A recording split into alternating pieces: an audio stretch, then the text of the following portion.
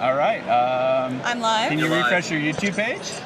We are testing to go live from the DJI, and it looks like we're actually live. Cool. I'm live. I'm glad everything's working. We're just testing things out, and Oh no, we're going for a walk. You ready? Okay, let's do it. Let's go. I have a spare bike on me too. So let's start over by the swag. Okay. We're Ooh, gonna sneak that's through great. All right. Nobody do what we're about to do, okay? This is totally illegal. Yep. Don't go through this. Yep. Volunteers only. Thank you. So we're headed to the Ezra booth. There's a bunch of cool stickers that you're about to see. I'm actually making a post right now about it, but yeah, you should stop by, check it out. We'll show you in a second. We'll give the mic to somebody over there and talk while you can post. Yeah, that'd be great. I was in the middle of doing something. Okay, and it is bumping right now. Okay. Fabric magnets, and these are the $10 ones. Okay, so this is the $10. We have a ton of options for stickers this year, which is super exciting. We even have fabric stickers, which is brand new. We Magnets? have, magnets, transfer stickers. These go great on your car, and you can take them off every time you go through a car wash, so you don't have to ruin them. These are personally my favorite. I feel like the new colors this year are super cool. It's very retro space, and this is just absolutely hilarious, and everyone should have one. I hope my dad is watching, because that is actually an image of my father at an IREC event with my camera pointing up at the sky, and I used AI to cartoonify him and do his favorite little joke that he makes at the competition. So good. And we do have proud parent as well.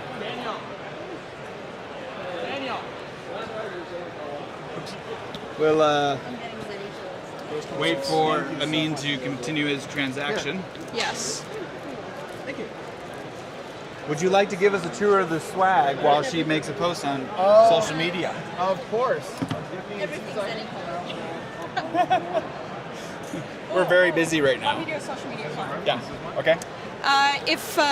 If you're posting on Instagram, use hashtag IREC 2025, and we'll check out the hashtag and reshare some of your content throughout the whole week. So do that. It's really fun to see everyone posting. So we want to see all those posts. 1, 2, 3, 4, Two dog tags. Yep. So here we are at the convention center while we wait. This is the very back corner, but as you can see, it's a little bit bigger than previous convention centers that we've been at. There is somewhere around 150 teams here. There's our live stream director. He looks like he's on the phone though. He looks like he's a little too busy.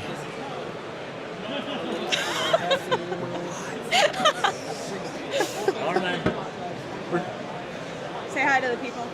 Hello, everyone out there. We're live on YouTube right now. Oh, great. My name's Logan Herrera. I'm the director of media. How are things going so far today? Things are going so great. We're just figuring out our live stream and these DJI mics, and they're working really well. So, yeah. Oh, I'm glad to hear it. How long have you been live for? Exactly 6 minutes and 25 seconds. Great. Well, I think you have a lot of great people to go interview here today. I've been having some fun talking to all the different teams and hearing about their journeys and their first impressions of the United States in general and Texas specifically. Very cool. Yeah, we'll definitely be hopping around and getting to know the teams here. Yeah. Don't forget the sponsors. Yes, for sure. All of our sponsor booths as well. Thank you. I'll let you do your post. Yeah. Let's go live with you for a little bit. Yeah. Tell us about me. Tell us about the store. Hello. Welcome to the 2025 IREC store.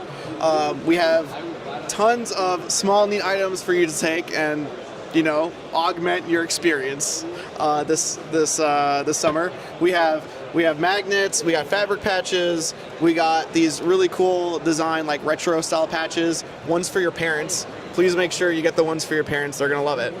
And then also like more high quality, put on your sort of cups and things like that. Laptops.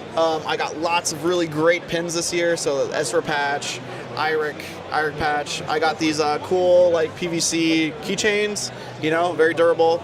I got extra patches, I got stickers, I got small stickers, not in your bag, so if you want small stickers, come get them, and then older small stickers as well. I got mission coins, really great quality came out this year, so, and the flight tags, which have been a super hot seller, completely new design. We got shot glasses, make sure to come get your shot glasses in sets of 4, have some fun. We got our bucket hats for the decks. Great for keeping the sun off your ears. These will protect your ears. They actually come out, they actually have a collapsible flap on the inside. You get the flap wet and it cools you down on the back. Yeah, perfect. And then we have our IREC hats. We will also be selling the IREC hats online, but these are competition specific. So, and they're a little bit discounted, so come get them. We have the big super patches, only the rarest of us, of Ezra, the executive director, and the vice president have these. So, but you can have one. We got coasters and other various items as well, like little laser engraved keychains, dog tag, carabiners, dog tags, bracelets. Can you tell me any funny about these bracelets? Well, something funny about these bracelets is that you're actually holding 2 of them. We're actually. now you're holding one of them. I'm holding 3 of them now because I'm wearing one.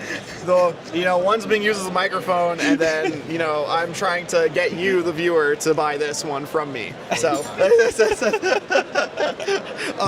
be sure to come get the classic jackets. I wear these at work all the time. People and I remember all my memories, and people love it. It's a story. So, you're buying memories. Come get them. All right. What days are you going to be set up? We're going to be set up in the convention center Monday and Tuesday all day, and then we'll be set up all flight days. Until you run out. Until we run out. And we're actually going through stuff a lot more quickly than I expected. So hopefully we will run out sooner. And I can go most home. of it will be available on the website after we run out. Exactly. Most of it will be available, but, probably a little bit of a steeper price. So, come get it now. All right. Thank you very much. Thank you. All right. And now we're going to walk somewhere else. Hello, We're back. Then I'm going to walk over and talk to a team. That'd be great.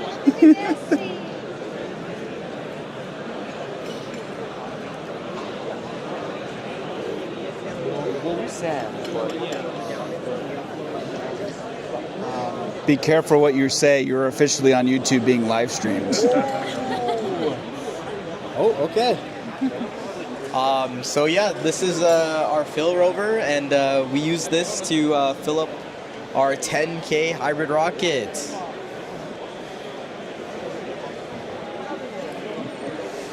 Any other questions? This. So this is our rocket control unit. This is used, the laptop is at MC, and then this is at the pad. This controls all of the pressure transducers and all the solenoids for the rover, or for the fill system. And this is all controlled from MC through a GUI, through a P2P system from the pad to MC. Can you tell me what university you're from? So I'm from the University of Calgary from Canada. And then, we compete in the 10K hybrid SRAD category. And what are we doing here today? Today we are setting up for the conference tomorrow, and hopes is that people want to join hybrid because there's not a lot of teams that want to do it. So kind of inspire everyone to do some hybrid rocketry. All right. What's your favorite part of your rocket program? The simulations. Gotta love the simulations. What software do you use? So we use a software that a master's student at the University of Calgary had developed. It's called Maple Leaf. It's designed for hybrid rocketry that includes mass change for our simulations. Is that a piece of software that's sellable? It is open source. It is open source, and you can find it at the University of Calgary online and on GitHub. It was created by a man named Henry Stoltz, and pretty cool guy. Cool. All right. On Can YouTube. you tell me what you did for the rocket project? So what I did for the rocket is right here. So this was one of the boards I worked on. This sits in like the bottom of the rocket, a lower plumbing bay, and it controls, our solenoids down there, the main engine valve, very important. It gets data, so when we're filling, we got to know the pressure in our pressure vessel. That comes off the plumbing bay board there, and then we also get temperature, pressure in the combustion chamber, and a lot of good sensor data. We send that up to our data acquisition board, this red board right here, and that, here, the camera, here, get that on the camera. And then that gets sent by RFD 900, very popular choice, down to our ground systems here, up onto the GUI. That's how we fill, that's how we know how much NOS is in the rocket, know the temperature, pressure of everything. There, if we bring this up and zoom out a little, we got a rocket over here. So for our non-tech friendly people at home that don't build rockets, yeah, why is it important to track all this? Well, so for a hybrid, we got to know how much mass is in the tank, because that's going to determine how high we go, and we want to, of course, hit our target. And by knowing how big our tank is, and then the temperature and the pressure, we're able to calculate how much mass is in there. And that is really important for hitting our target. And this allows us to do that. And then, of course, we do also weigh it. It's just hard to know. If we weigh it, we know how much mass is in there. And then we add extra gas to force that liquid through the motor and help us be a little more efficient. Awesome. Any special payloads or fun things going on? Yeah, our payload's pretty cool this year. So we're working with a company that does high altitude bacteria studies. So we are sending up 3 hermetic chambers, which are basically just these super sterile environments. And then as we go up, we're gonna pump. I'm getting We're gonna pump air into those, and then we're gonna collect that air in the chambers, and then we'll send it off to this lab. And they'll tell us, study all this bacteria. So he made the payload. He's making the payload. Yeah, so for our payload, we're partnered with Amino Labs, and what we're planning on doing is collecting microorganism samples at different heights. So we're collecting 3 samples, one at between 12,000 and 8,000 feet, one between 8,000 and 4,000 feet, and the last one in the remaining 4,000 feet.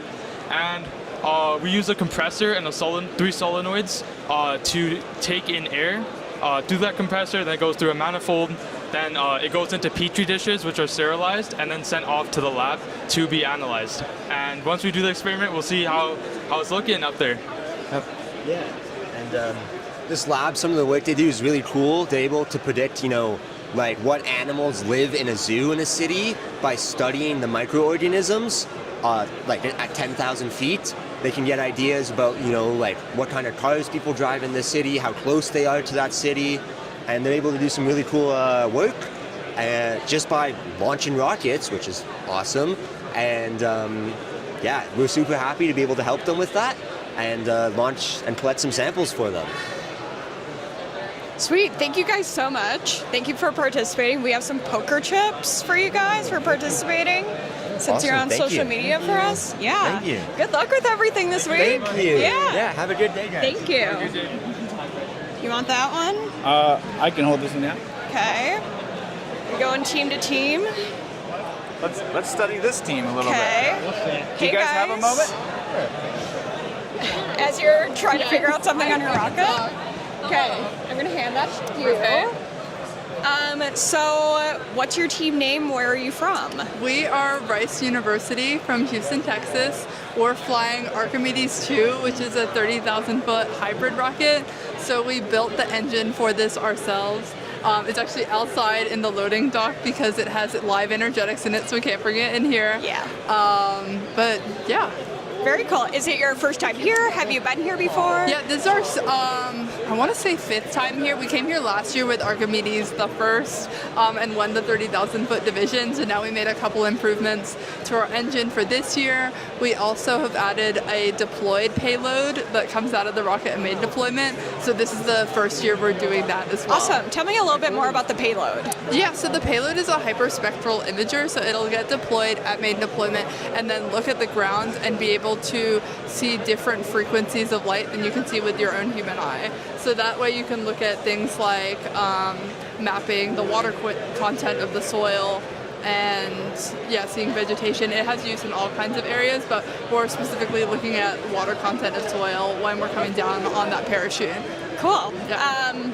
How's your team feeling? Are you excited? We're nervous? excited. We've been solving a couple problems at the Airbnb, getting there. So I feel pretty good. We're getting through this flight safety review. I think will make me more confident, and then just excitement for launch. Awesome. Well, Cool. Thank you guys so much. Yeah, thank you. We appreciate it. Good luck with everything this week. Okay, I actually have poker chips for you guys for participating. Thank you. Can you demo so that for me real much. quick? Yeah.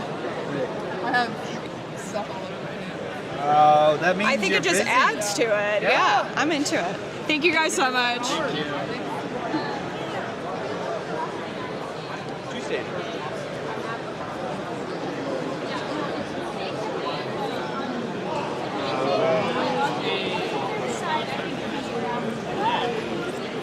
Do you guys have a minute to chat about your rocket? Okay, I'll have this. You hold this.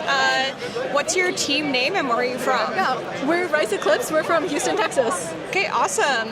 Tell me a little bit about your rocket. Yeah, so this is a dual stage rocket going to 75,000 feet. So we're competing in the demo flight category. Wow, that's awesome.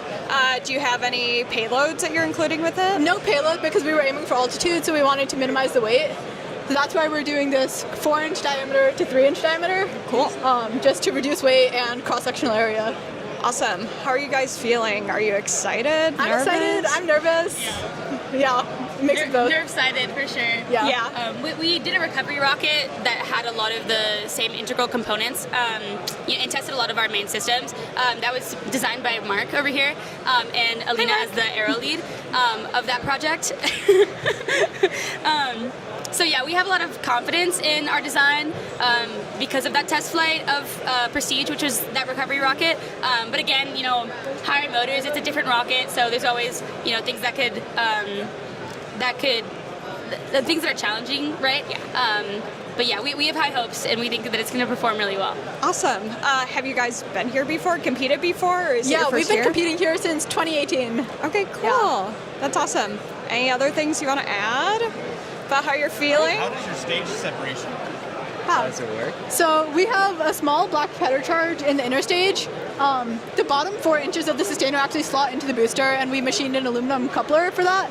So when the charge goes off, the sustainer is pushed out of the booster. Awesome. Well, thank you guys so much. Thank you. We have poker chips thank for you. you for participating. Appreciate it. Sweet. Thank you. Good luck with everything. Okay. I only have a few more poker chips left, so let's see who else we can get. Only give them to the ones that talk. Oh, I should. Yeah. All right, where else are we gonna go? Let's keep going here.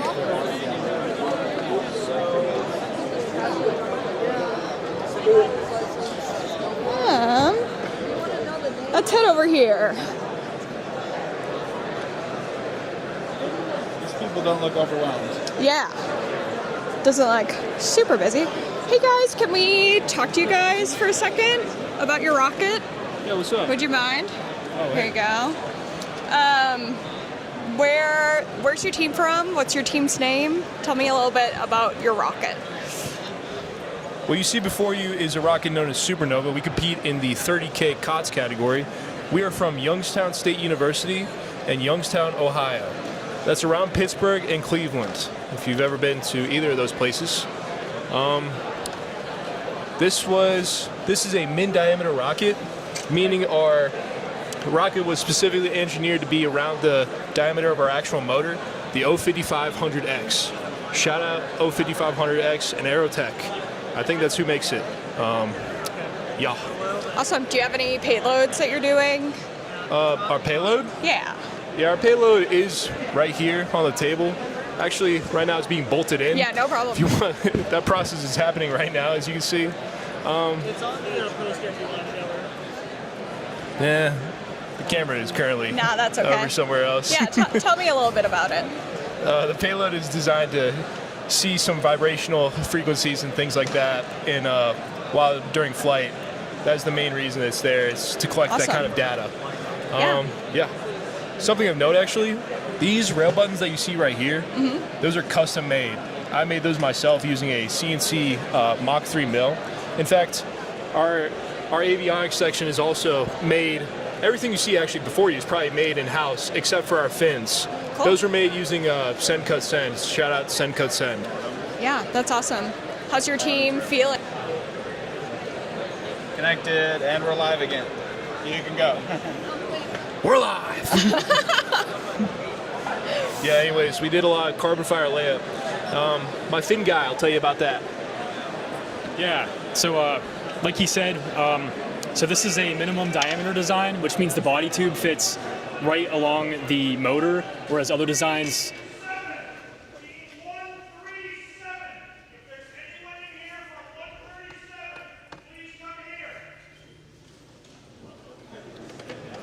Our very sophisticated microphone system in the building. Shouting. Should I just start over on that? Yeah, wherever you want. We're live. Yeah. Oh, okay. Yeah, so with the fins, this is a minimum diameter design, which means that the motor fits right in the body tube. We don't have an inner tube and an outer tube. We have one tube, which means we don't have room for fin tabs. So the fins are attached right on the outside of the tube. So we did a layer of epoxy to attach it, and then we did epoxy fillets, and then we did carbon fiber layup from tip to tip, where basically we cut out sheets of carbon fiber and layered them from here across the body tube to here on each of the fins. So that ensures a more rigid attachment. Did you guys buy the carbon fiber, or do you need to give that plug-in to whoever gave you the carbon fiber? Did we buy the carbon fiber? The actual filament? For the fins? Yeah, we got that from fiberglass and ACP composites.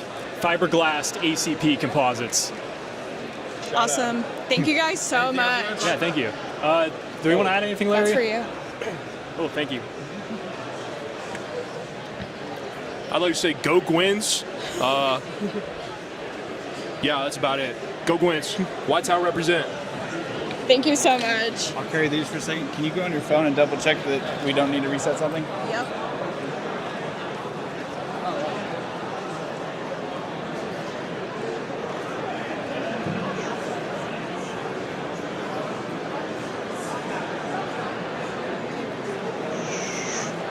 As you can see, we still have quite a lot of teams.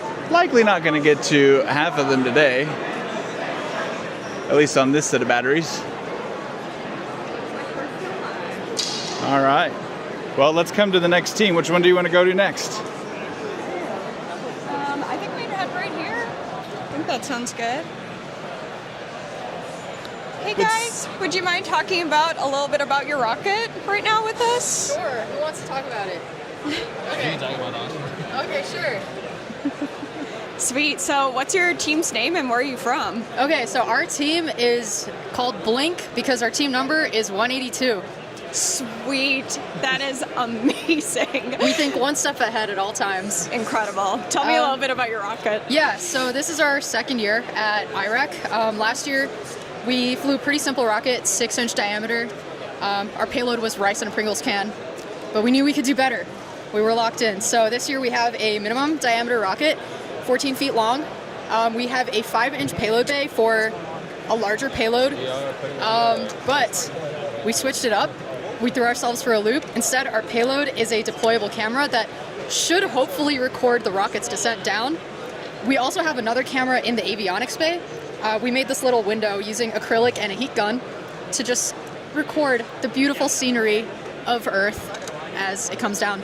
That's awesome. You're going to have to share that footage with us so we can reshare that. That is the plan. So cool. Will do. How are you feeling? Excited? Pretty Nervous? excited, a little nervous. This year we have a lot more custom-made parts, like our transition from 4-inch to 5-inch. We designed that ourselves, went through a lot of changes, hoping they were the right changes to make. Our fin can, we also experimented with custom layups, fiberglass and all that stuff as well this year. So hoping it doesn't explode mid-flight, but I feel confident, nervous, but I'm excited to see where this thing goes. Awesome. Anything else you want to add? Say again? Tell me about those beautiful stickers. Oh yeah. We got What do they stickers. mean? We have wonderful sponsors, OnShape and Ansys. Yeah, better than writing everything on a whiteboard like we did last year. Awesome. Yeah. Thank you so much. Yeah, thank you. That's for you. Amazing. Thank These you. amazing carrying cases for us over here. Let's get him a microphone. From our sponsors, we got some gifts. We got these amazing carrying cases over here for our rocket that hold together, that made this transport of the rocket in parts much easier. They're like hard foamed and everything, and they're all custom made, which is amazing. And they did this all for free for us, so we're very thankful to have MKey as our sponsor this year. Yeah, that's awesome. Did you guys fly it out? Did you drive it out? We drove it out from Philadelphia, Pennsylvania. Wow. So it was a 27-hour drive. But yeah, it was, we did 3 days. Fun times. We occasionally may have left our one member behind a little bit at the gas station. Just for fun, just for fun. And you guys still like each other Yeah, after the we love each drive? other. Okay, cool. Yeah. Yeah, Drives we all can be slept rough, together, but so it was very fun. Cool. Yeah.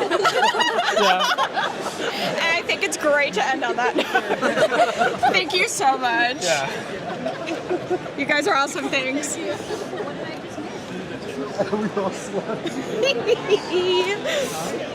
The joys of going live, baby. Okay.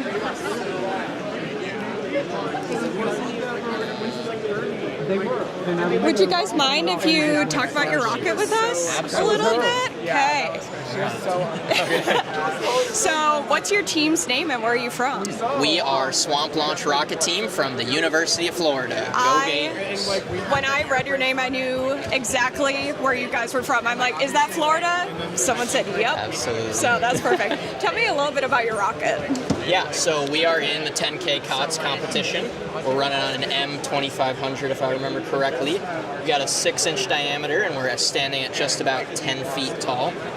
On board this year, we're running our air brake system again to hopefully shave down up to around 800 feet off the altitude if needed. And then we've got a modular aft system at the base that's expanded on from last year. We saw great success with it last year, so we were very happy to bring it back this year. This year for our payload, we're continuing our second year of our 2-year payload project, which is the Chase Cam.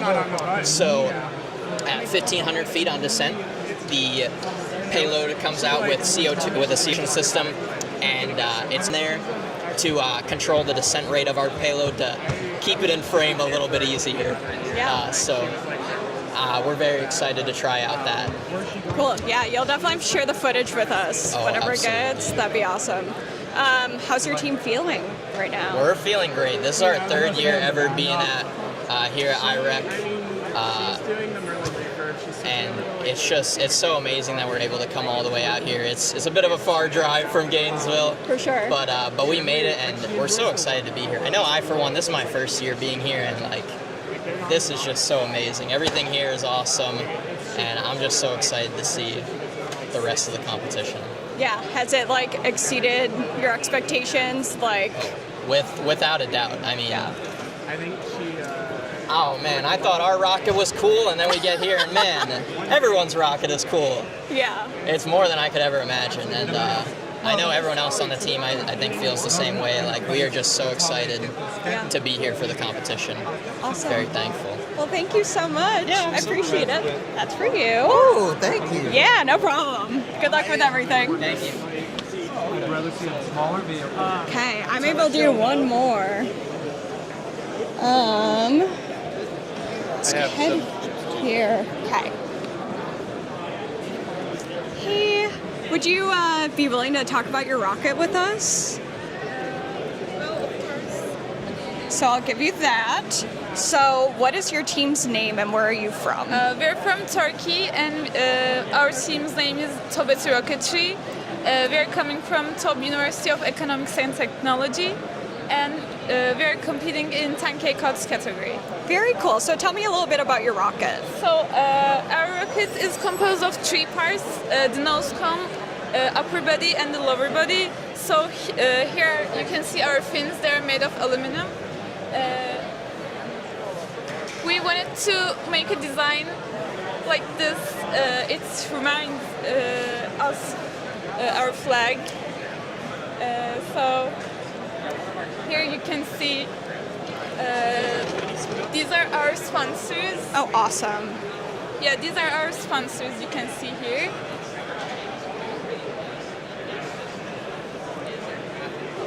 Beautiful. ANSYS again, who sponsors the ANSYS. competition. Yeah. Very cool. And this is our avionics parts. Altimeter. Pass the mic. Yeah, this is our avionics block. This is called altimeter and SRAD system. Our design. And also, what does SRAD stand for? SRAD, we are using Raspberry. No, what does it stand for? SRAD. SRAD, yeah. Students Research and Development. Yeah, that's right. And also we have payloads in here. We are trying to measure characteristic of the liquids, liquid motors.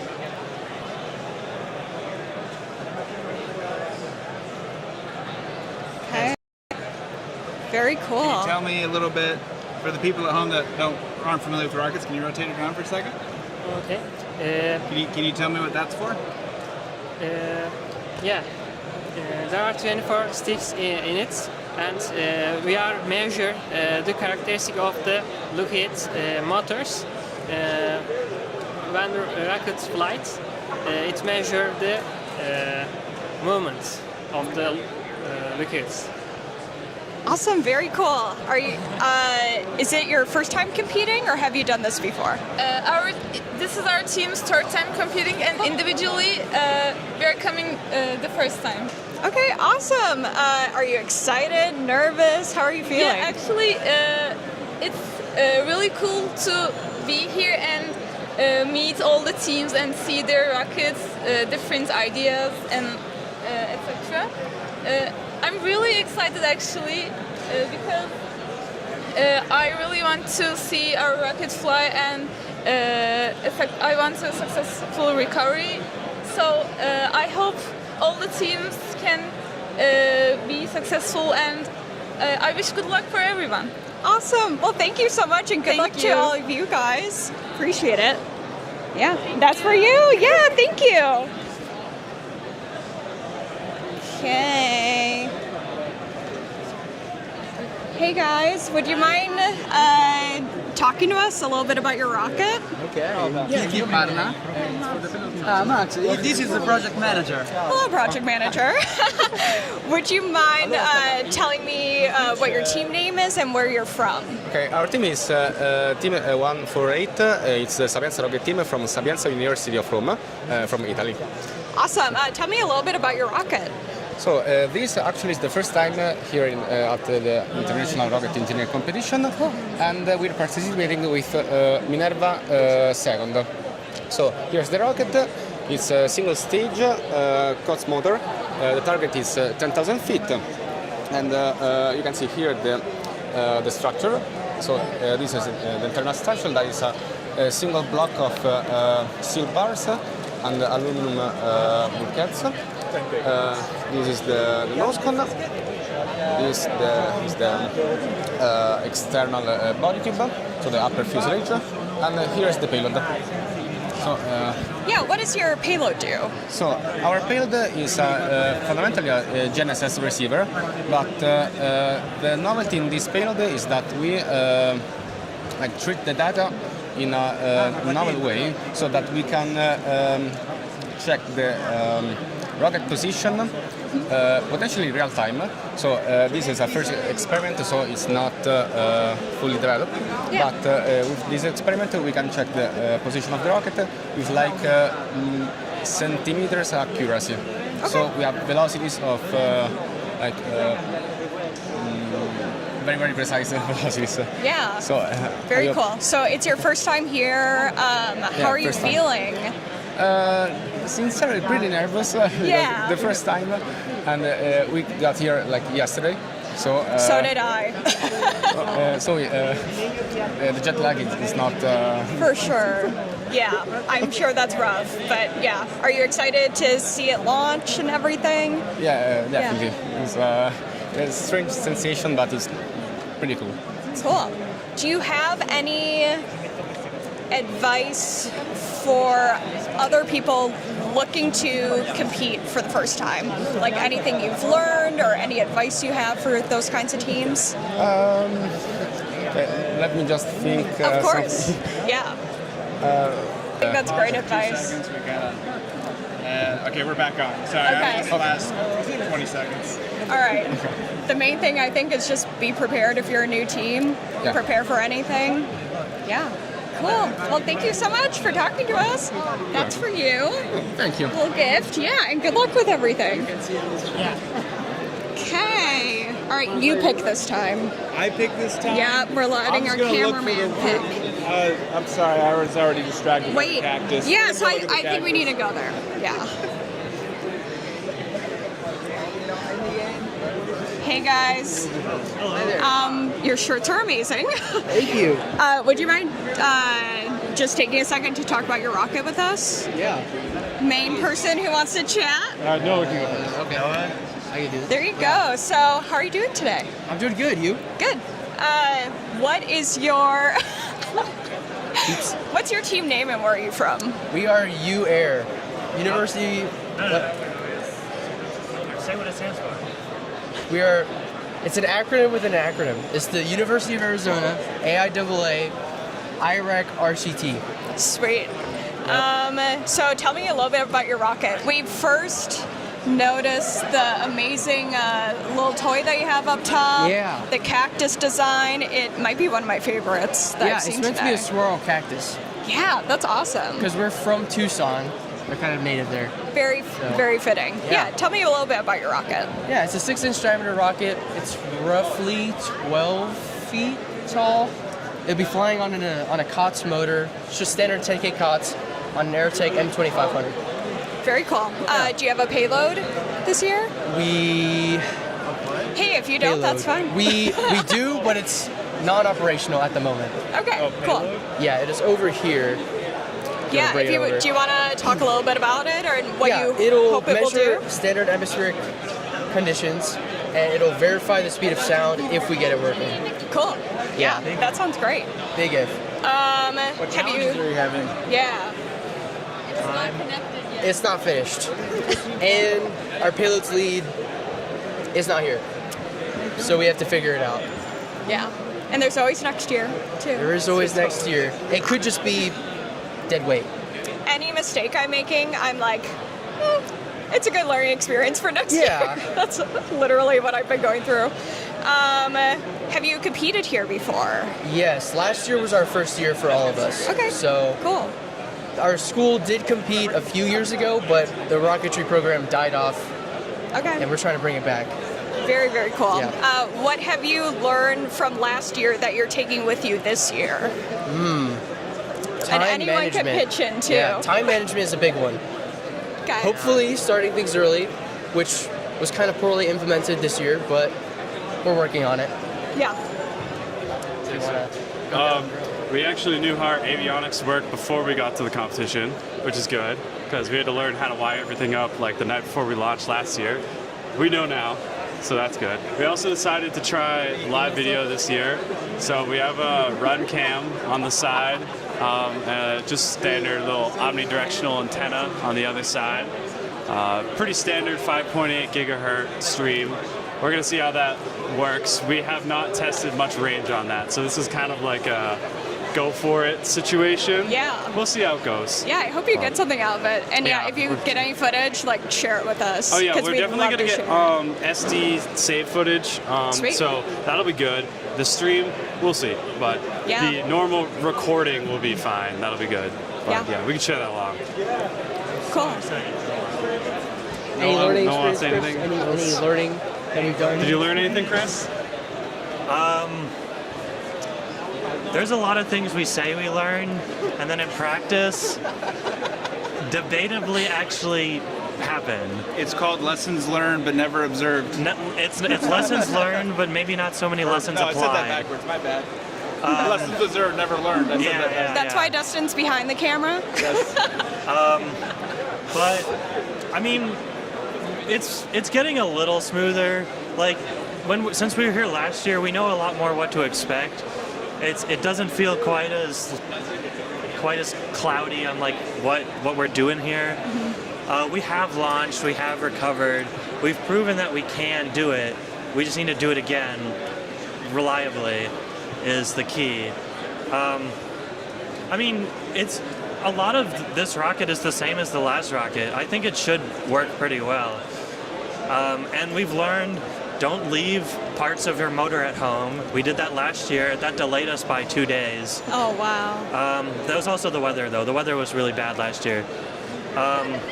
Though I don't know about this year, actually. I've been looking at the prediction. I'm a little worried. I know Wednesday looks a little sketchy. We'll have to see. But honestly, I feel like it makes for great stories. Yeah, Maybe a year later, it makes for great stories, not in the moment. It's but... like tension in the story. Oh, totally. It's it good can for be the easy, video. You know? Yeah. But we have our whole motor this year.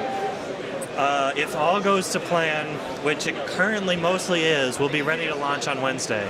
Sweet. So that's the goal. Awesome. That We're sounds still great. waiting for our safety review. We've been holding on to this for, like 2 hours now. Because we got it at like 11. Yeah, that's been 2 hours. It's slow. Yeah, happened last year too. A lot of teams to go through. We had to wait until the next day last year. Oh, wow. It was not good. Yeah. But hopefully, it's a little stressful, but we'll make it through. Yeah. Awesome. I think we need to do a final zoom in on the shirts because they're that The shirts amazing. are amazing. It's our club logo. We call it a Sweet. Hawaiian shirt. Yeah. That's debatable if it is, but it's really stylish. It helps me see people from across the room.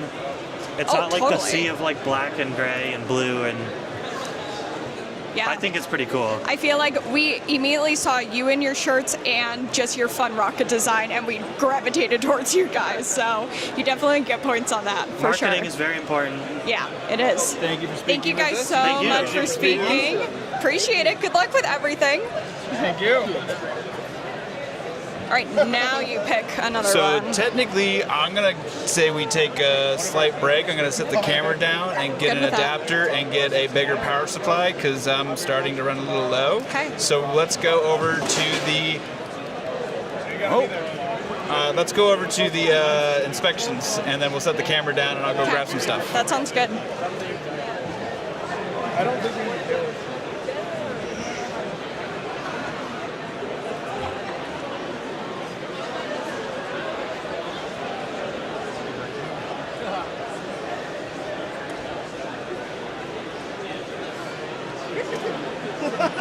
Yeah.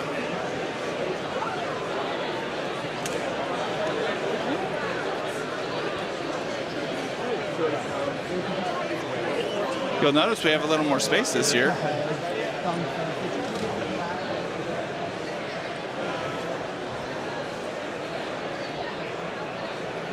Through here?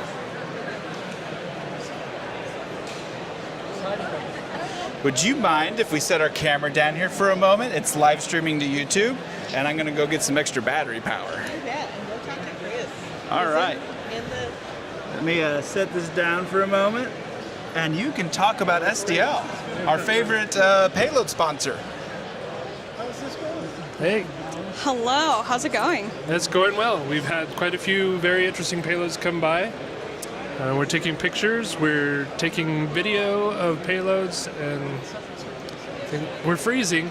It's cold in here, It's really cold back here. but we're doing okay. Why, for some of the people who are watching, why don't you explain a little bit about what the SDL Payload Challenge is? Sure, SDL's been involved with this payload challenge for a few years, and one thing we've said is, what's the purpose of launching a rocket if you're not going to fly a payload? So I know there are other reasons for launching rockets, but we're very interested in the payloads at SDL. That's one thing we do a lot of, is put payloads on rockets. And so STL started the payload challenge to get students to start being creative and starting to think about engineering and the science behind launching a rocket, right? So we can launch a rocket to do various things. We're doing air sample collections. One team that was just here is sampling the air, and then they're going to take the air samples from various altitudes and go grow it in a petri dish in a lab and see what kind of microbes they found in the atmosphere. Other teams have landers that land on the ground and then drive around robotically on the ground. That's pretty cool stuff. They have steered parachutes, powered parachutes, but it gets them thinking about the engineering process of why do we launch a rocket, and what things can we accomplish by flying these small rockets. Yeah, talk to me a little bit about STL in general and what they do. Yeah. STL is what are we? We're a UARC. We're a university accredited research center, and we're the government's trusted resource for doing small satellite payloads, and for calibration of sensors. That's one of the two things we really specialize in. And so we work very closely with AFRL. We also work a lot with civil space, and we have folks on the NASA side that do civil space applications. We design, we build payloads, we help the government build those payloads, and we fly those payloads. We have mission operators and things like that. Yeah. Okay, I'm going to show people the new setup we have. So this year, we are taking photos of each payload. We have this whole booth set up for this whole system. Here's an example. It's on a turntable. And it's just kind of, I don't know, I feel like it's a cool product photography type of footage, so it's pretty exciting. It's very neat. It's definitely an improvement from what we've been able to do in the past, where we took still videos or still pictures of some of the payloads, right? And we're being very careful to make sure that we get all of the entries into the payload challenge here, so we can spotlight them later during the award ceremony. Yeah, we'll spotlight them. I think also during the live stream in between launches, we're going to showcase some of that footage. So super exciting. I know we're pretty excited about that. And yeah, you'll be able to see your footage soon here. Cool. Thank you, Chris. Thanks, Emily. Okay, who else can I talk to while I'm waiting for Dustin? So this is kind of the payload section. People are checking in their payloads here.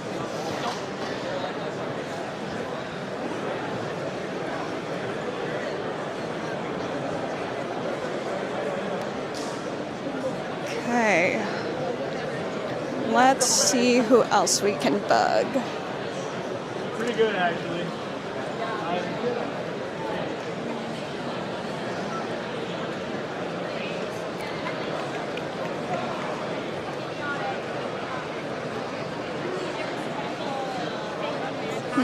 Maybe we can find some sponsors. Let's see.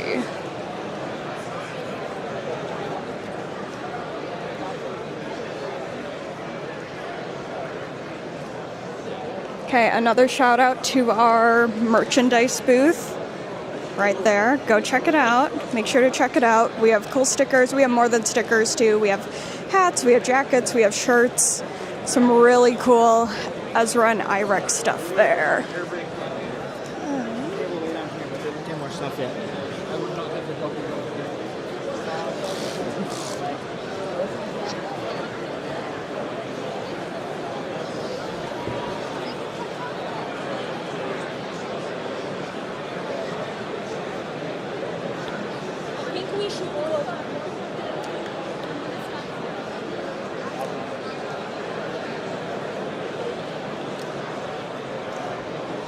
Okay, we might actually interview a few more rocket teams while we wait for Dustin.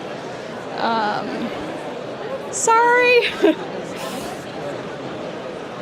This camera may die soon, so if we discontinue, we'll hop right back on in a second.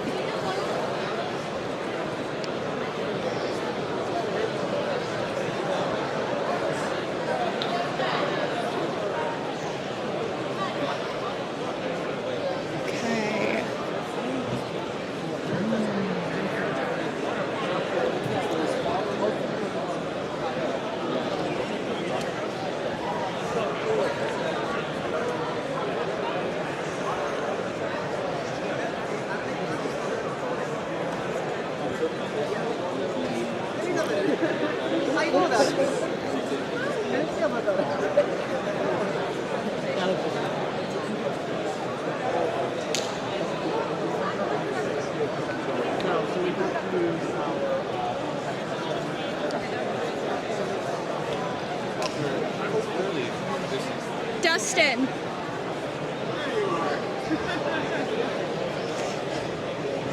We're just walking around. Let's go listen in to a safety review. Oh, that sounds great.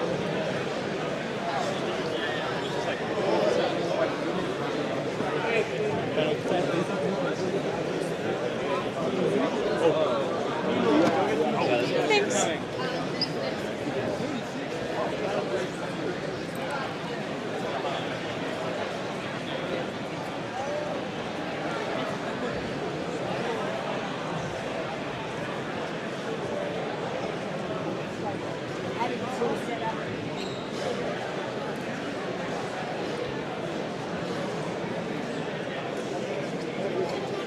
We're gonna get Anita on live stream. What's? Oh yeah, that'd be great.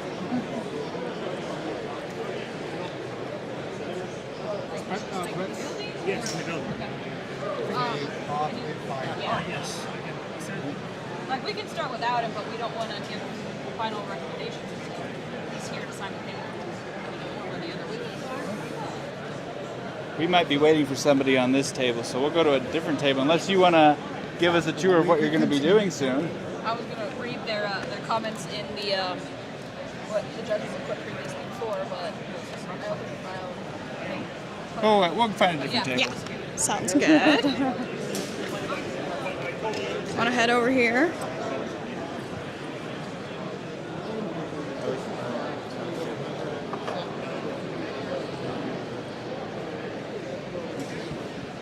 The guy currently talking is Jimmy On. He was at the NEFAR launch that I went to all the time when I was in college.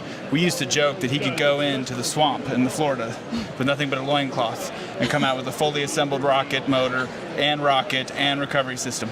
That's awesome. So I'm going to see if we can try to interject ourselves and give the viewers a chance to see what happens during a one of the safety reviews. Yeah, that'd be great. Thank you. Sorry to interrupt, but we are on live stream with YouTube, and we were wondering if we could witness what goes on here with your teams when you're doing your flight safety reviews. Well, I'm going to turn that over to the team and make sure they're okay with this. Are you okay? Good. Sweet. That means I have to talk louder and faster? Not faster, but louder. Oh, okay, louder. Okay, my name's Jimmy On. I'm flight safety reviewer. Yes, and say hi. Hi, I'm Duncan. I'm the other flight safety reviewer. Yes, indeed. So we have a photographer and other level 3 person here. Hello. Here's Jim. Hi there. So I believe it's in the 100 to 120 feet per second range. Okay. I'm not positive, but I remember that being close enough to that. Okay. and then we have 15 feet per second for the main. Under main, it's 15 feet per second. Okay, and the main will deploy at 1,000 feet or so? Yes, at 1,000 feet, the TD3 will What they're deploy, talking about is the recovery process during flight. which I'll have to kind of extract out of here. Oh, so okay. here's our main chute. It hides in here. Deployment bag. Love Yep, it. deployment bag. The drogue is anchored to the TD3 in here, which when it pops,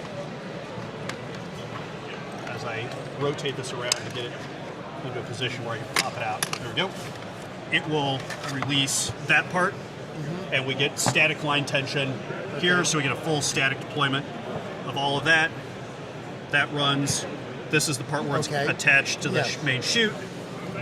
It'll blow out. We have all of our chute lines. And just do it slowly so I can see how you pack the chute. Oh, perfectly fine. Okay, that's good. Yes. So it's a fruity chute's 120 inch. Okay. So it's a standard Z fold. Okay. That's with quite big for this. It's a heavy rocket. Yeah. Okay. Ooh. How far was that? Okay, you have some more bunched up. Yep, some more bunched up under here. That helps reduce the stress on the payload. Okay. And they're staggered enough that neither pieces will impact each other when they're at full extension under this chute. Is there anything else out of this part that you want to see? Well, I want to look inside by all and see means. what it looks like, if I may. I'll even get out my granny glasses for Let me that. get some illumination in there for you. I even fantastic. That's okay. We'll get it. I'll look.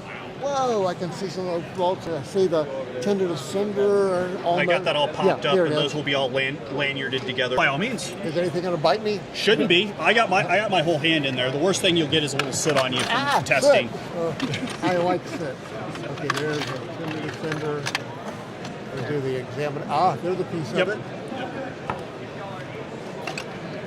Anyway, so we know there's a tender to cinder in there, and I can't see it. I don't think.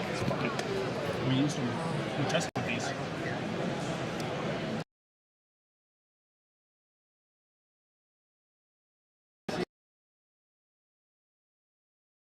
Single charge of black powder in it to separate it with dual igniters. And that will deploy your main parachute. That'll deploy the main Do parachute. you have redundant tender to cinders? Yes. Or no, this is the only tender cinder, but there's two. You can't really do redundancy like that. Yeah. There is a way. I guess you could have them in series. Yeah. Yeah. Our featherweight will also have a. Okay. Need to work on that. They've changed the rules a little bit, and I'm not sure I'm clear on exactly what they are. Before, they would require you to have two tender to cinders in parallel, so if either one worked, or maybe a series. So if either one worked, they would get deployment. But I think they've relaxed the rule on that, so I'll go with that for now. What you got? We have tested this under load as well, at 300 plus pounds. Good. It's closer to 500. Yeah, it's good for under 500 pounds. Excellent. Well, the question is that of having full redundancy, where if failed, you'd still get both your drogue and your main deployed. And if you only have one tender to cinder, and this doesn't fire for any reason you can imagine, if you can't imagine reasons, you lack imagination. Okay? Or you're defending against reasons. Anyway, let me quiz myself on the rules. I'll find some more people that will verify that. In the meantime, I'll give you an okay on it. Okay? So what else would you like me to see? I'm going to give this a K, except for a question on the TV. Okay. That's as far as everything's separation. Okay. Okay. So what's your nose cone like? And then I can do like live stuff on Instagram too. Okay. That sounds good. Cool. Yeah. You could post the link to the live stream too. Okay, I'll do that. All right. Sorry for that interruption. The live stream kind of kicked out.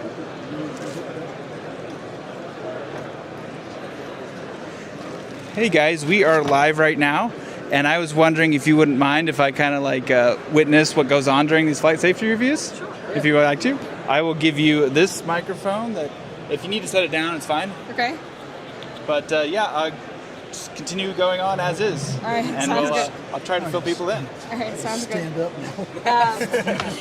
So, all right. yeah, you can. Do you want to just shout out? What can you shout out your team name and what your category and stuff you're in? Yeah, so we're Kent State University from Ohio. We're team 306, and we're in 10K SRAD solid category. So going through our recovery hardware here, this is our payload parachute with our payload bag. Pull that out for you. That's good. Okay. Just how big is it? It's a 3-foot payload? Yes, 3-foot payload, 40-inch. And we have a 40-inch strobe. And what's your descent rate for the payload? Do you know off the top of your head? It's 26. Feet per second? I know. Can I see it? Yeah. Payload descent rate. Just making sure that we're correct. Payload descent is 25 feet per second. Right. The rocket descent is 27 feet per second under boost. Yeah. So we have our payload chute connection here. We have our shock cord kind of wound up. So we have a payload cable. So this is all payloads, recovery harnesses that gets hooked up like Mark showed you earlier.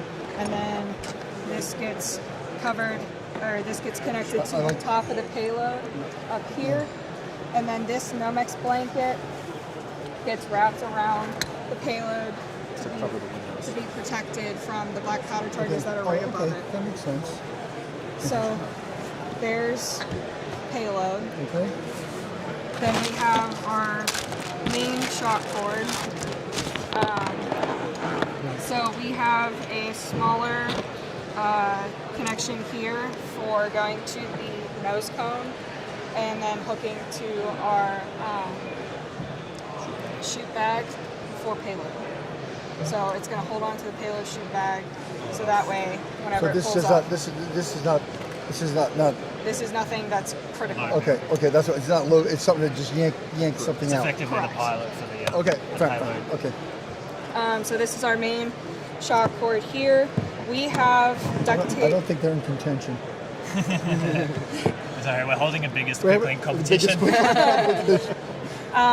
We put duct tape around here. That was something that Jim Wilkerson suggested. It's for chafing on here. Correct.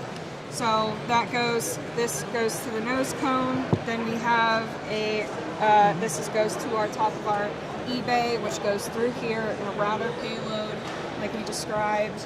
And then that's...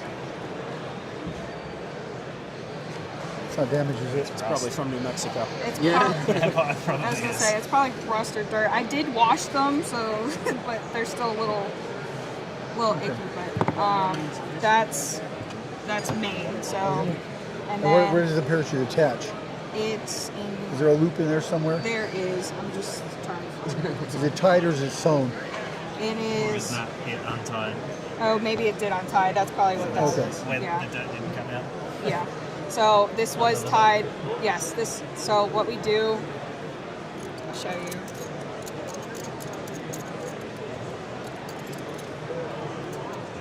Is that Steve? I forget how you did this.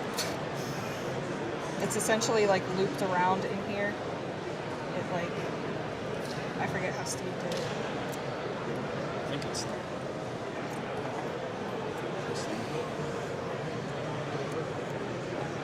Okay, perfect.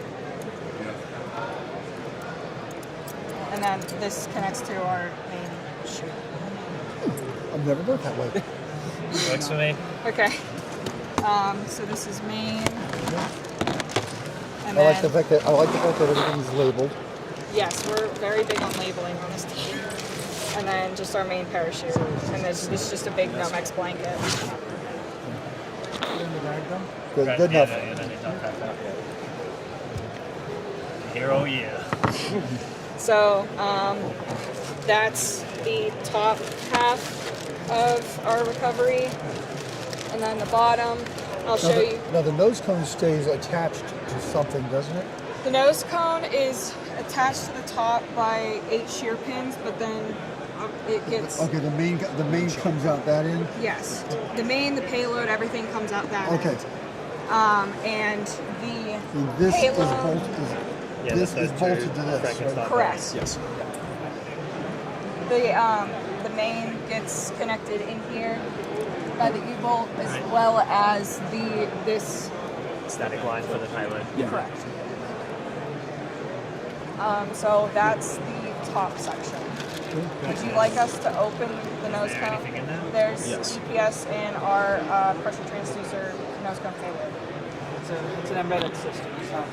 I think we need to see it as long as that's voltage not. But there's a featherweight truck right there. There's a With those feathers. How do you turn it on? How do you turn it on? There's 2 Allen key switches here. They're FingerTech mini rotary Oh. switches. Don't worry about it. No, it's fine. So We just have 2 30 Allen seconds key Allen switches keys, here and They only here. activate when there's full contact on the way. We just put an Allen key in, twist it on, and it should all just work. Nice one. The key has to be in to be No, active? you have to screw the Allen key, screw the metric bolt through. Okay, it's a screw switch basically. Okay. But that's not related to deployment at all. It's just for No, tracking. it's just for tracking and just for the sake of the function. And then we can show you the drogue. Okay, it's in there. You got a big eye bolt down there in the bottom. Yeah, we have 2 U-bolts on the top centering ring, and then we have a big eye bolt on our motor. That's your drogue harness. Yes.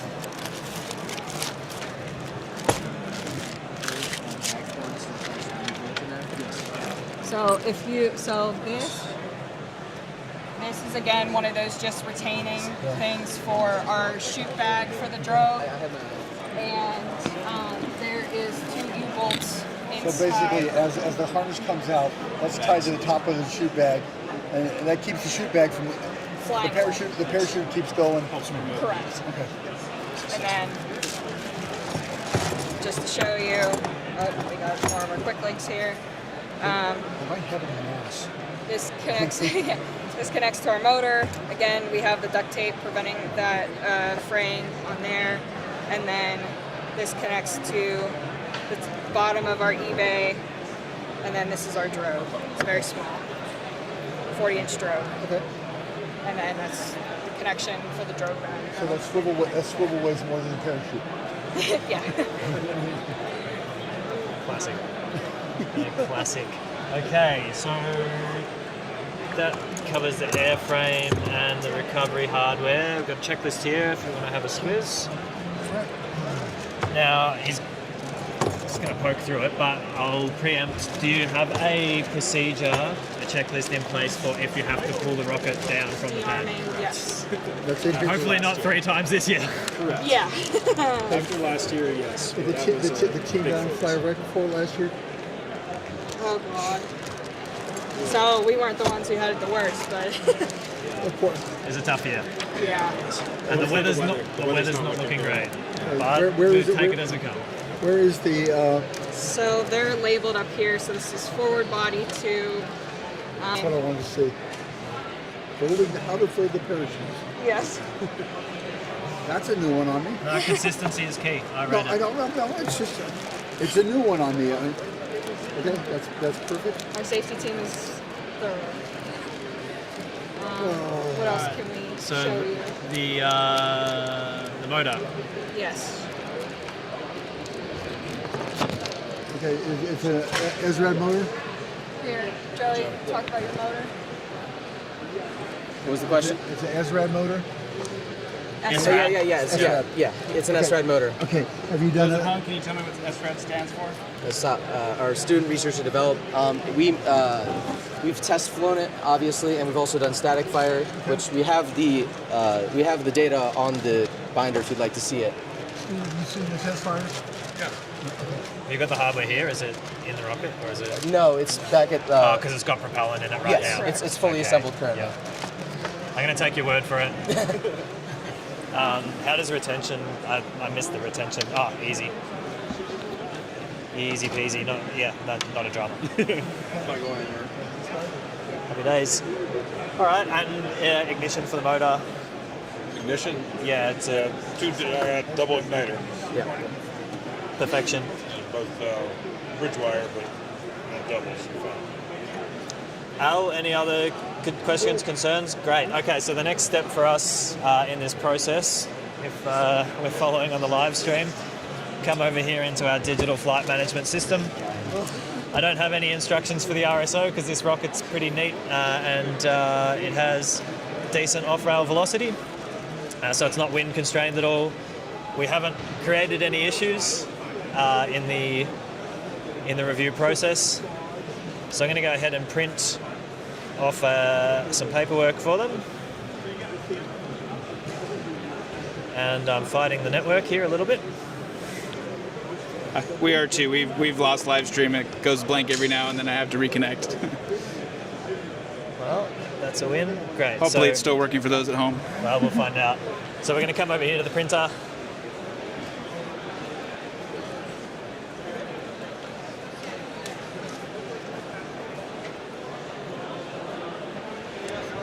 And hopefully... I feel like you need an intern to do the running. My paperwork may or may not pop out, but those network issues aren't boding so well for us. So, in fact, this is as slow as it's been all day. It's probably because there's somebody chewing up your Wi-Fi upload rates. Running a massive I don't know live who stream could be kind of possibly operation. chewing up bandwidth. All right, well, I won't hold you guys up on the live stream because I think that's going to involve a little bit of troubleshooting, but I will then take my paper back to the team. We'll do a couple of signatures and they go over to our checkout process to file that paperwork. So one last step for this team before they leave this room is that they can take their payload over to the payload check-in and have it weighed up and ready to go. If you're not ready for that now, you can do it anytime in the next couple of days. So no queuing for that one. And that's the process. I'd love to have the paperwork to show you, but another time.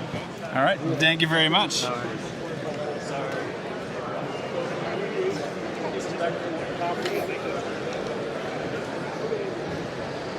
Have some beautiful rockets over here too.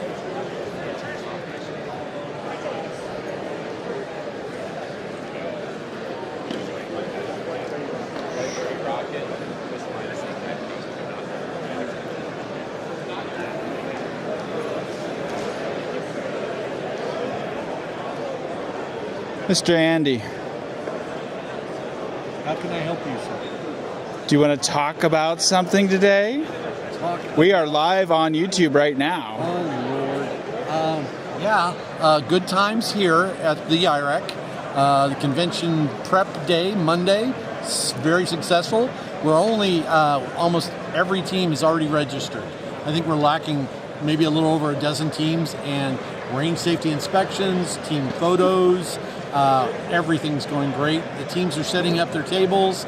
Sponsors are getting a lot of activity, a lot of discussions, and a lot of noise, a lot of action. So very exciting. But tomorrow's the big deal. Tomorrow's the actual full conference and all the judging and all the other things going on. So, we got team photos, and then later this evening we'll have our mass photo. And that is the classic photo of all of us. A record number of students. I believe, Sierra, we are now over 2,000? Yes, right about at 2,000. That is a record for the IREC in all of its history. So congratulations to the students.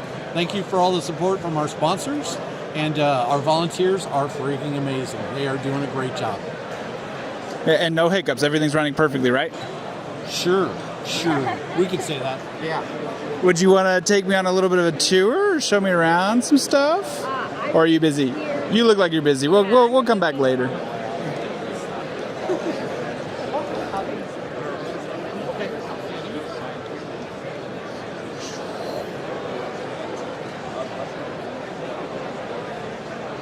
By the way, if any of you have teams that you want us to interview live, text your friends that are here to flag me down, because sometimes it's just me on my own running around here. I was texted that Team 102 and one other team wants to be interviewed, and I'm trying to figure out where they are. Super laggy in shot.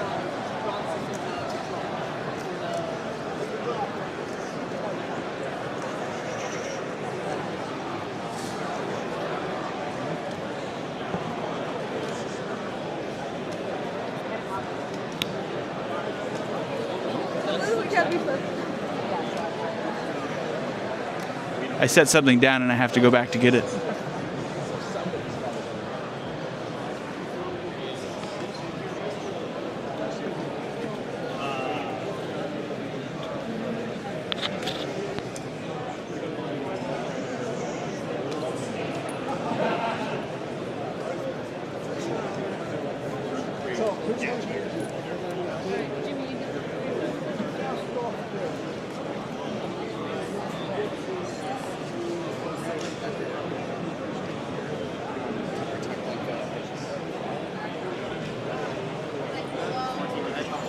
Thank you so much.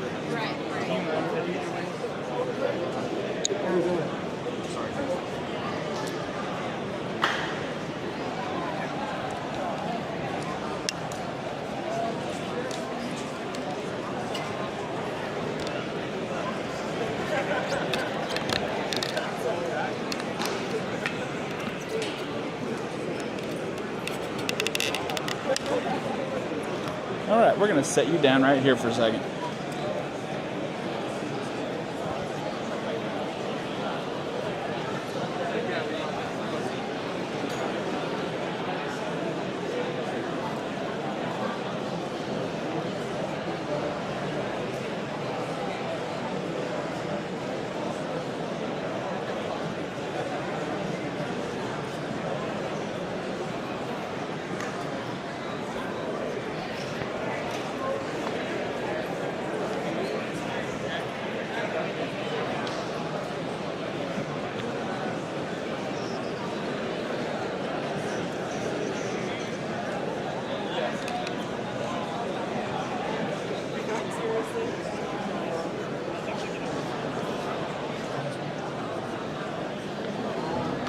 Have we talked to you guys yet?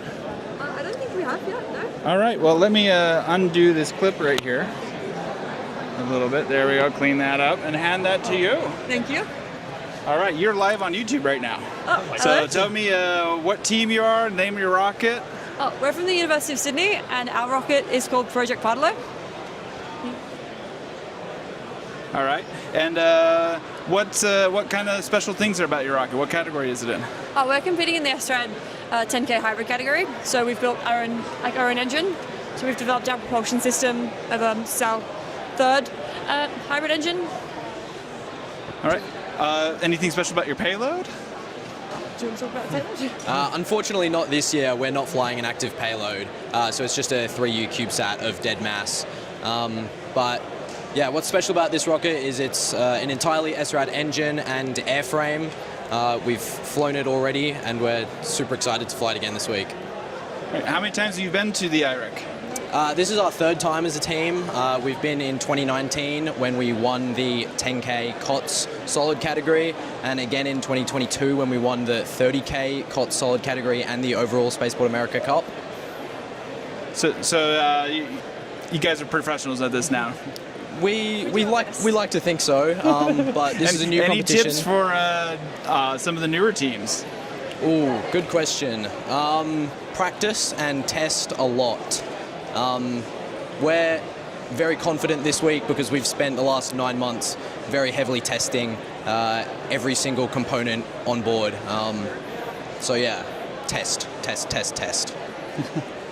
All right. Anything you want to point out on your rocket? Sponsors or fun equipment? What was your favorite part about the rocket? Ooh. Favorite part about the rocket, I think, is the livery. Payload is the name of a native Australian bird, as is all of our rockets, and our livery is painted as is the spotted payload. We think it's absolutely gorgeous, and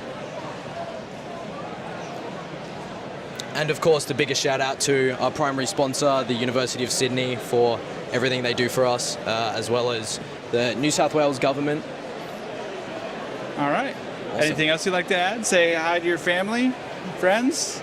Well, it's the middle of night, so if anyone in Australia is watching, hi and thanks to you.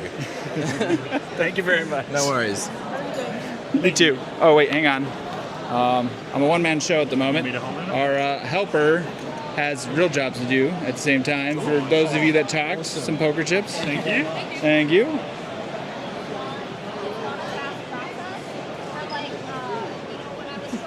Have we talked to you yet? No. Do you want to come on the live stream? Yeah, why not? All right, let's go. All right. I'll have to have you hold that.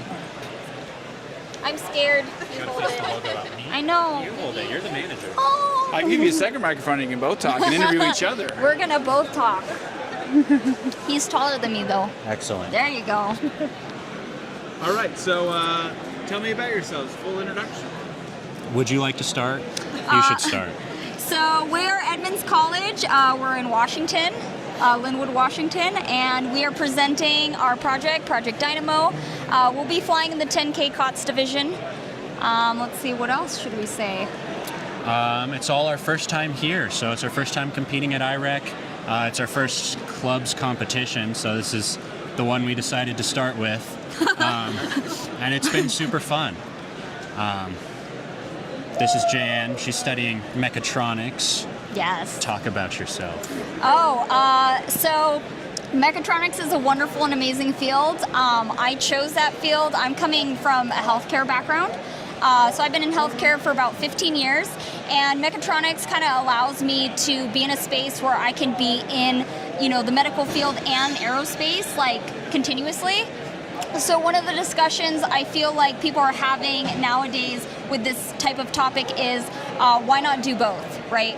Combine all the things that you love and kind of just move forward with it. You don't have to pick one thing or another thing, just kind of make your own path. And so that's kind of what I'm doing. Awesome. Yeah. I'm Dylan. I'm studying physics and a little bit of mechanical engineering. So I've been heavily working on the airframe and the propulsion system for the rocket. And it's been a lot of fun. I've been doing rocketry since freshman year of high school, so for about 6 years now. and it's just an awesome passion of mine. And it's been great to work with everybody here. You guys are great. Here's our team. I'm Emmeline. I'm studying general engineering right now, and I'm going to be transferring into either mechanical or aerospace engineering later on. I joined Rocketry this year, and it's been a great experience just working on this project, and then I also got my level 1 certification recently. So it's just been really great learning a lot of new things with everybody here and about rockets, and I love rockets. So. Hi, my name is Olga. I'm studying aerospace engineering, but I'll be transferring to mechanical. I'm working as a documentation lead for this project, just making sure everything looks nice and all the information is included. Also at Edmonds College, I've been working on my own research, a couple of projects in my own research on forward swap wing, which was really interesting. And I also got involved into this IREC competition, and it was a great experience into like building rockets and like just get to know how it all works. And I mean, it's really fun, and like I never thought in my life I would ever do such thing. Yeah, Matthew, I'll give it to you now.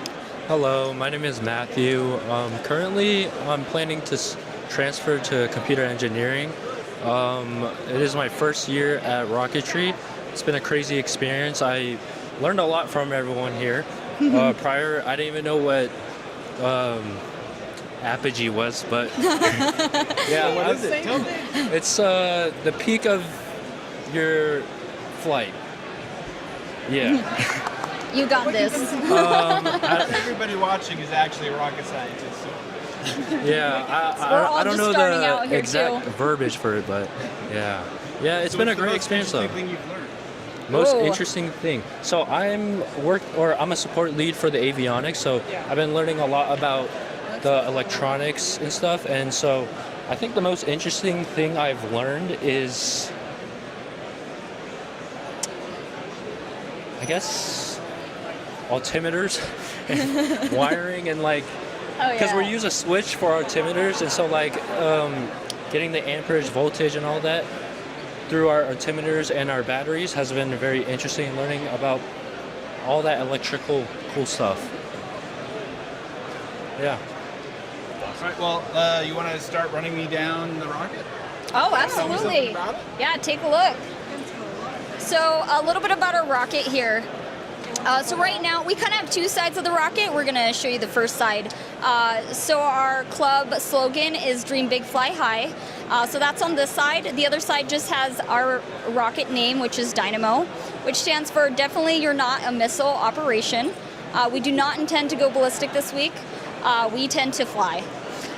So we're Team 116. So this rocket is made out of fiberglass.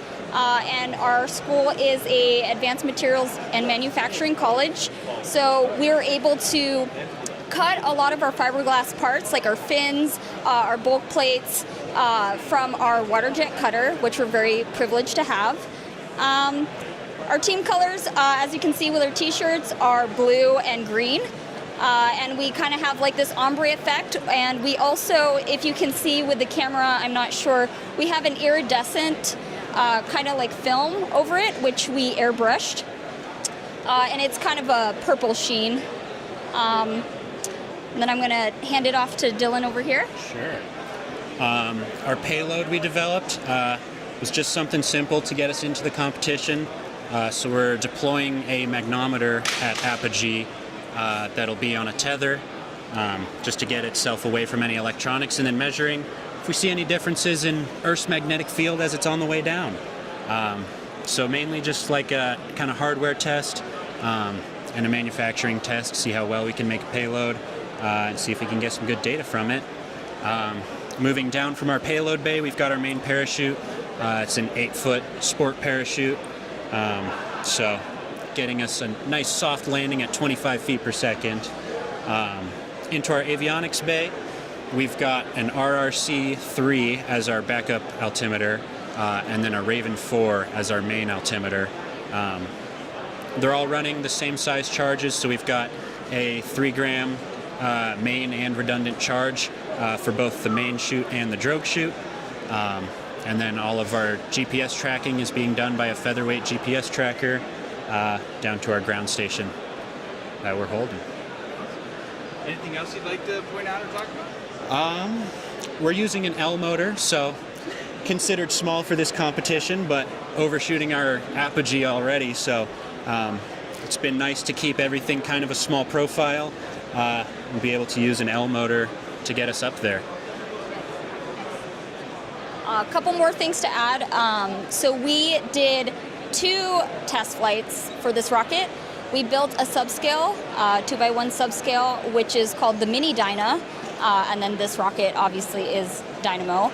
That is also made out of full fiberglass. We launched that in Pasco, Washington. Our height was about 4,000 feet. Our launch was perfect in windy conditions.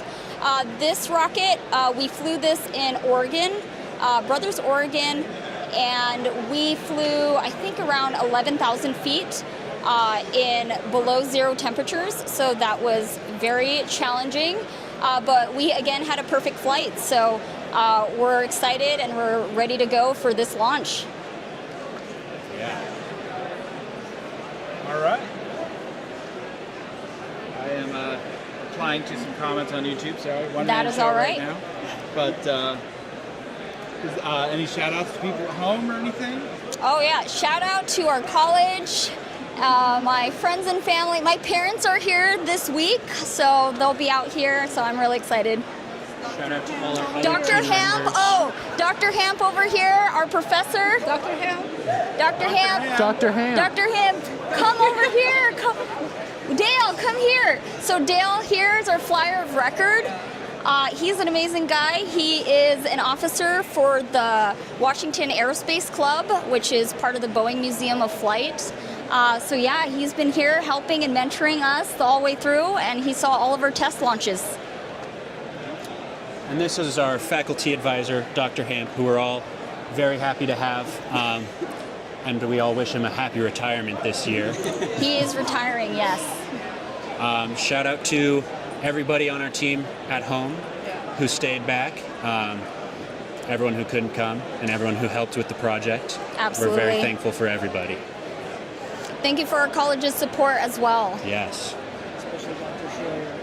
Especially our dean, Dr. Schroyer. Yes, he's been very helpful in getting us here and very supportive of the project. All right. Thank you very much. Thank you. Thank you. All right.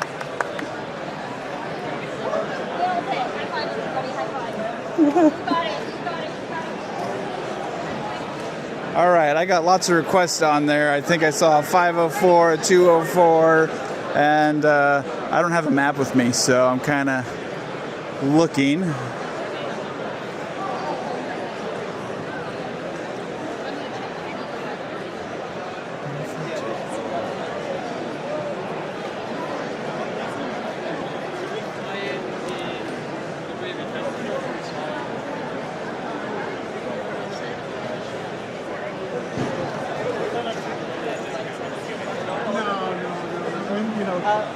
With the hey, On YouTube live. Live, we can go. You got it? Both of us? Both of them? Yeah, you can take both. I was having a good conversation here, Dustin. You want to take one? No. But I'd rather Livestream trumps the president. I'd like to give our sponsors a precedent over me anyway. So. I'm holding it. How's it going? Pretty good. Tell me about yourselves. Who are you? My name is Domenico Damari. I'm a education strategy and operations manager at OnShape. And I'm Mackenzie Burnell. I manage the education services and strategy team for OnShape. Yeah. All right. So what is OnShape? What does it do? Yeah. So OnShape is a completely cloud-based CAD tool. Very similar modeling capabilities to a tool like SolidWorks or Fusion 360, but instead of having to install anything on your computer, you just sign in on a browser, you have all your work with you, you can collaborate in real time with other engineers on your team, and you never lose your data. You just get to work on what we call one source of truth, your whole design. Can you tell me can you demo it for me on the screen? Not on this screen, but on my other computer, which just locked itself.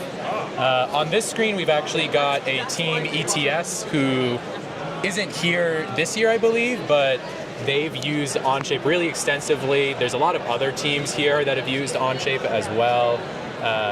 Teams like BYU, UC Berkeley, Gall with their two-stage rocket, which is behind us a little bit. So we're really excited to see the number of teams here that have started using it to enable their real-time collaboration with each other. They don't have to worry about files and making mistakes on which version they're working on. Now, if you are competing in the event or volunteering, are there any special things you do for those people? Yeah, so for everybody involved with education, mentors, students, faculty, we have free licenses for everybody involved in that education side. For teams specifically, we'll donate an enterprise version. The enterprise version has a lot of extra capabilities that a whole team needs, but an individual might not. So that's normally a paid plan, but we're happy to donate it to any team here. Regardless of where you are located, we're happy to give that enterprise plan. Have either of you been to the IREC in the past? Or is this Yeah, I think this is third time and third time. Yeah. Anything else you want to talk about? We're just super excited to be here and chatting with all the teams. Definitely happy to support them and help them in their design process. Yeah. All right. Thank you very much. I can go ahead and collect those back. How do you like just getting a microphone thrown at you? Here. I mean, So Steve, do you want to take me on a little tour and go say hi to either some teams or some? I noticed that on your list, team 102 and team 122 said, "Let's go do it." All right, let's go find them. Let's go do it. Thank you, guys. Thank you.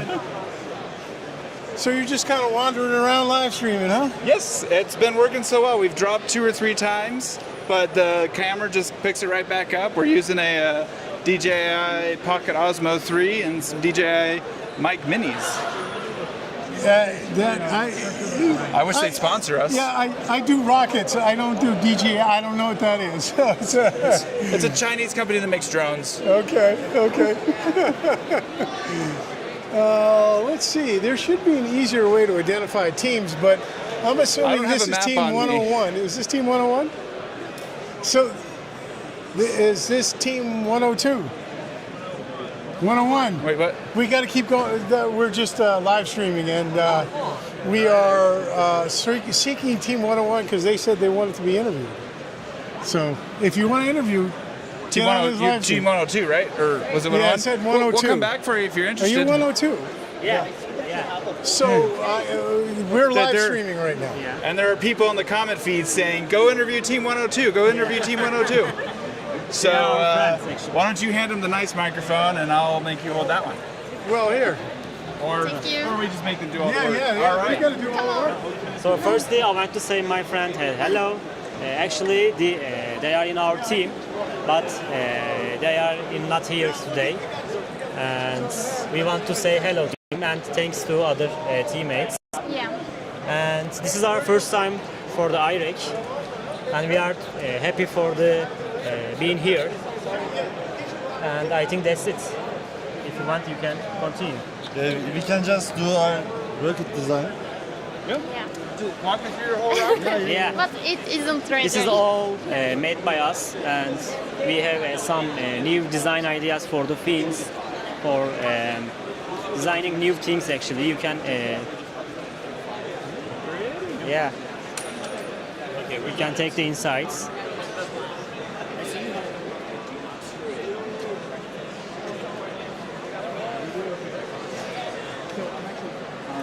These are all carbon fibers, and our bodies is fiberglass, and our nose cone is carbon fiber. And we have avionic cover in here. As you can see in our avionic. We do that to reach insights easily.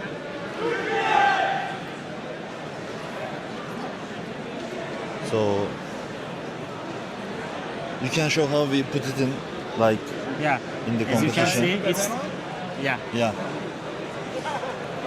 it's perfect to fit. Awesome. Yeah. So are those just locking mechanisms, or does that arming switches. Yeah. We have one S-Rod system and 2 code system, M1 GPS system. Like we use Easy Mini and RRC3, and our SRAD system is to log the data. So we want to eventually do our own flight computers. Yeah. So we are gonna log the data, see if it's okay. We're gonna do our flight computers next year Yeah. or eventually. Actually, Esra computer for the future works. Yeah. We want to save the data, and you can see we have tennis ball for the protection. Yeah. This is gift from our Fly Off Records. Thank you. Is that it? You want to say hi to your family? Yeah. People sent me to Yeah. you in the chat. So, hi to all our friends, our family, and we love them, and we are thank you for our sponsor. Yeah. If you okay for you, you can check our sponsors. You can, yeah. I actually have a question. Most Yes. of the sponsors. And we can do this on live stream. I have a Yeah. question. So, how much competition is there between the Turkish universities that are here? I think. Is there natural? Is it no? Is there natural competition or no? Yeah, we sense competition, but not the whole Turkish teams. No, the same. we are friendly Like- actually. We are not any. Yeah. No, between because competition. listen. So in here we have at least 8 to 10 schools from Yeah. Texas. Yeah. There's a natural, good-natured rivalry. Yeah. So that's what I was wondering if it was the same with the Turkish schools. We are same actually. Yeah. I mean, it's not a rivalry like a bitter rivalry. No. It They is actually helped us it's and oh yeah. Yeah. give their thoughts about our rocket actually. Yeah. Okay. Not a rivalry. That's what I wondered. We Yeah, change yeah, our yeah. ideas between the All Turkish friends. teams and normally other international teams. Yeah. They come and they see our film design and they Talk to you about that. Yeah. Well, that's the beauty of this, right? Yeah. That's. Yeah. Yeah, because these guys are going to walk by it. I was Yeah. want to know if anybody's going to trip them. You know? Yeah, we are friends. These are the Turkish teams. Yeah. Well, good. Good luck. Good. Good. How are you? All right. Everybody good? All right. How are you? All right. All right. Thank you. For those of you watching, we give poker chips to everybody that talks to me. I only have 150 of them, and then I'm done. And then everybody else has to talk to me for free. Yeah. We will send our friends to you again. All right. 6 people. All right. Thank you. Is this your first year here? Yeah, it's our first year. We are at Turkish. Oops, sorry. Oh yeah, you're getting interviewed. Microphones. You're getting interviewed now. Okay, no problem. Anybody who talks to me gets a poker chip, and I only have 150 of them before I run out. I couldn't understand. Yeah, that's okay. No, yeah, here's another little microphone. Okay, thank you. So, as you know, I went last year to Technofest in Turkey, Turkey. Yes, Turkey. And we met at the Technofest, right? Yeah, Akron. In Akron. Yeah, right. And we were just discussing. This is their first year here. Yeah. So, what questions do you have for them, Testing? Tell me where you're from. What category you're in. We are from Turkey and we are in 10K coach category. All right. Anything special about your rocket? Any special? Our fin side. Yeah, payloads also. We have designed a. Strong people holding it for us. We designed a reaction wheel payload, and also we have some student research and developed parts. For example, tracking system. And also our rocket's name is Cengaver, as seen in front of the rocket. Oh, there we go. Yeah. If you have any question.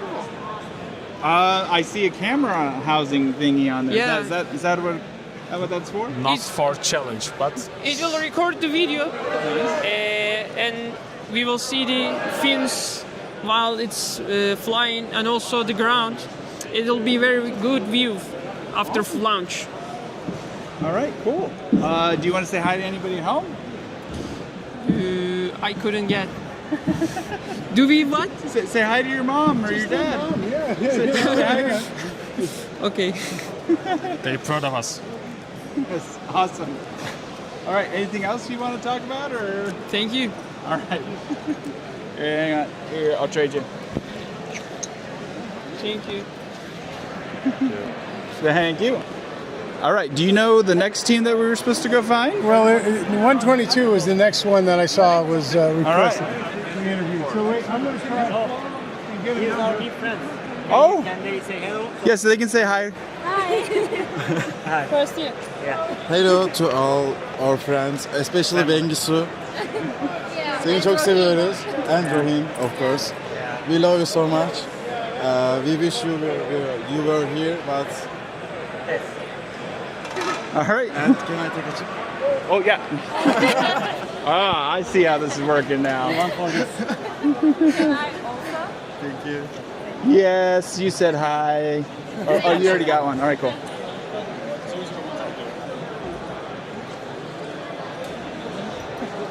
I'll come back and say hi. I'll come back and say hi. No, it's this one.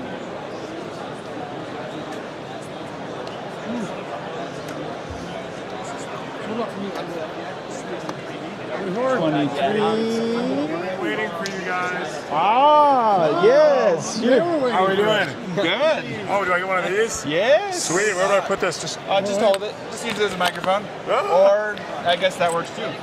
Here, I'll trade you. Put that back on the microphone stick, and then you can stick that on your lantern. right there. Oh. I'm great. How are you? Trade? Thank you. Perfect. Hopefully There you we're go. not maxing out the mic. Sorry about that, people. Did I just walk No by worries you? at all. I agree. All right. That's a pretty sweet Can you rig. hold this for a second? Sure. And I'll reassemble my microphone pod. Good. Thank you. So tell us about yourself. What? Yeah, so I'm Steve DiPietro. I am a part of George Fox Rocket team right here. And I'm a business major. I'm accounting and a specialization in marketing. And I help a lot with their videos and all their advertising and getting sponsorships. So I'm actually not an engineer, but I do kind of their dirty work. I'm like, all right, guys, what do you guys not want to do now? They're like, we want to do blank, blank, and blank. That's me. So I enjoy what I do. I really help them out. So. And do you have to tell them what they can't do because of funding? Yeah, you know, can't do this, can't do that, you know. So. Yeah, but if you want to really, you know, talk about an engineer to the special, like the specs about the rocket, you can talk to any of these guys right here because I do not do any of that. So. Can I have my mini microphone? Of course. Thank you. Thank you. All right. Tell me about your rocket. So we got, it's a pretty nice rocket here. We're going for the 10,000 feet challenge. I think one of the coolest things about our rocket specifically is this SD av bay that we have here. It's kind of like an SD card slot, so this whole thing slots out. I can show you. For us? Yes. Here, take that. It's a little fun to get out. Does that work better? Oh, yeah. It's one of my biggest concerns. Let's see. That's just some rain. slides right out like that. We got so this is our first flight computer, and then we have a GoPro that we disassembled and then put up in this way. We got our launch keys. These batteries are for the GoPro, the heat sink, and a fan for cooling.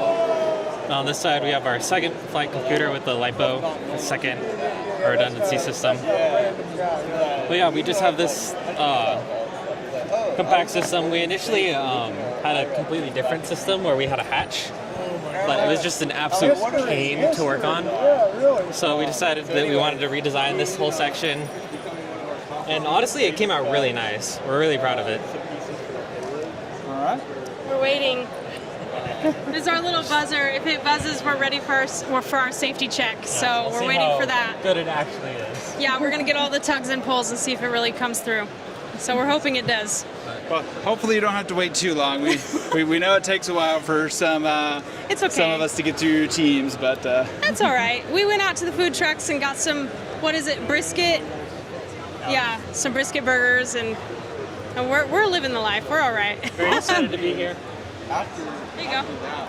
I'm John Thompson. I'm their flyer of record. I helped out the team doing a lot of the preparation. We went out to Brothers and had to do a couple of launches in inclement weather. Saturday we were supposed to do a test flight. We ended up doing it on Sunday. It was a picture-perfect flight. The photos you have down there on the screen show the end result of that test flight. And it worked out pretty good because, we identified some issues, they troubleshot it, fixed it, and corrected the payload, and I think we're going to have success. Awesome. Yeah, it'll be cool. No, I'm good. I'm good. Andrew? I got none. You don't talk much anyway. You should. All right. Well, he doesn't get a poker chip. Oh. Did you get a poker chip? Did I hand think one? you said All right, I don't all have right, one. cool. You don't. He You don't. took it. I'll take All right. one if you have. Yeah. You're gonna take president. You're gonna take the last one out of my pocket, I think. I gotta go reload. Oh no! That's our president. If you really want to meet him, though. Yeah. Nice to meet you. I'm Austin Bennett. I'm the founder and president of the George Fox Rocket Team up in Newburgh, Oregon. We started in 2021 as a team and have since grown to a team of about 15 members, and we're here at IREC. It's been a long journey, and for me it's senior year. For most of us it's senior year. And to just be able to finally participate in this for our last ride, it's something that I'll remember for the rest of my life. So awesome. Yeah. Did IREC by chance help you get a job or any internships or anything like that? Did it do anything for you? So most people on our team are either mechanical or electrical, things like that. I'm actually a civil engineer. So I've got an internship up in Spokane, Washington with a company, Century West Engineering, designing airport runways and taxiways. So not quite with IREC, but kind of up that alley. We'll see in the future if I get something with rockets, but it's fun. So anyways, nice to meet you. All right, thank you. Where did Steve go? Ah, I see him.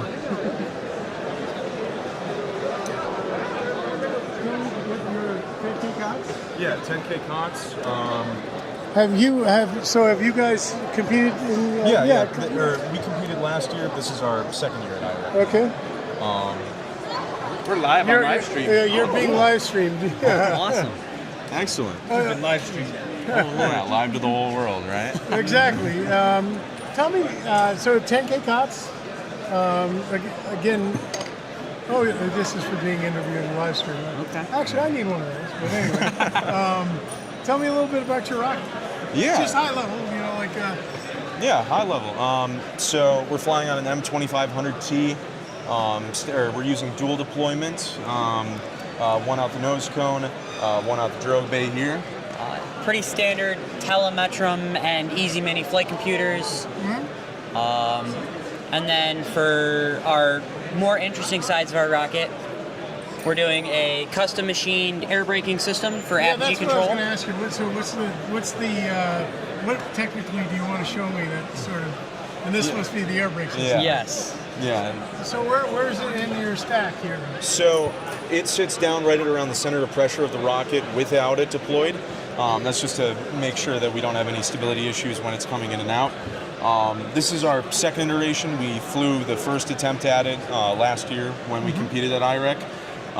This year we've mainly focused on getting mechanical improvements, saving weight, on the electrical side, improving our boards, and just general control systems as well. So, and then fabrication, or did you fabricate tubes? Or? So, I should ask this question. Our what have you fabricated? Our external body tubes and our nose cone are Wildman fiberglass tubes. Internally, we custom wound our own motor mount tube out of carbon fiber. We've got carbon fiber centering rings, carbon fiber fins, all made in-house.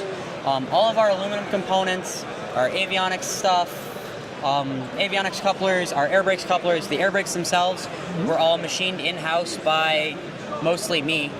We had a couple other students help. So we've been trying to, as we progress, move as much of our manufacturing in-house as we can. Next year we're hoping to custom wind our own body tubes, and then at that point you have custom electronics that monitors your Okay, that monitors your altitude. Yeah, predicts our altitude and then attempts to correct it down to the aperture target, so 10K. So how was last year's competition? How'd you all do? I guess I'll go.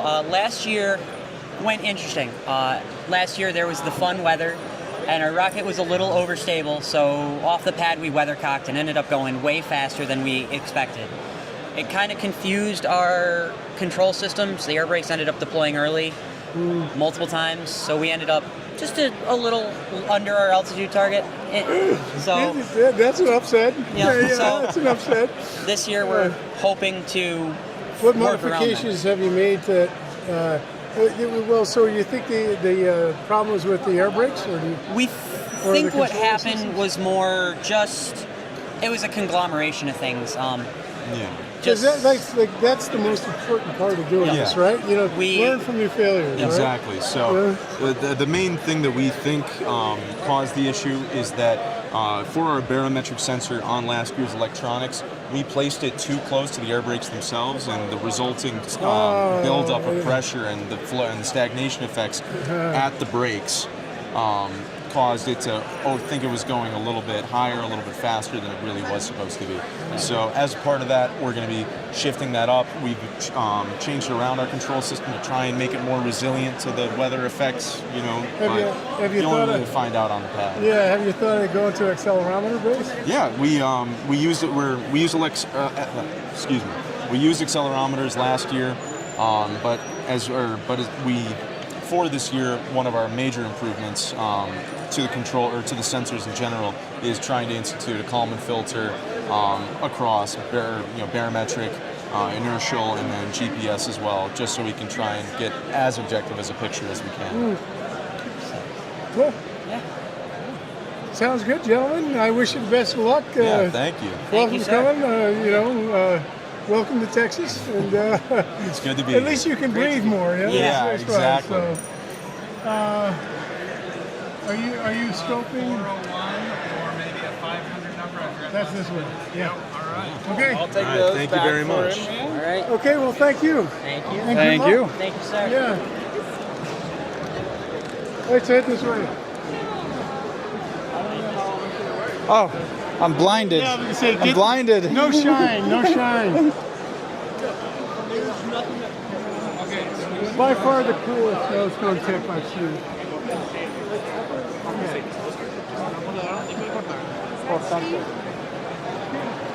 It's getting crowded, Dustin. It is.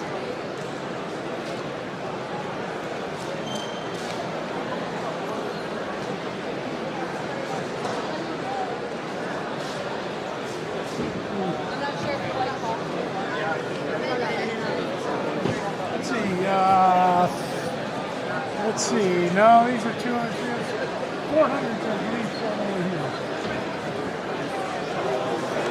Did you say 4 or what? 401 and I think maybe a 501. 401 right here.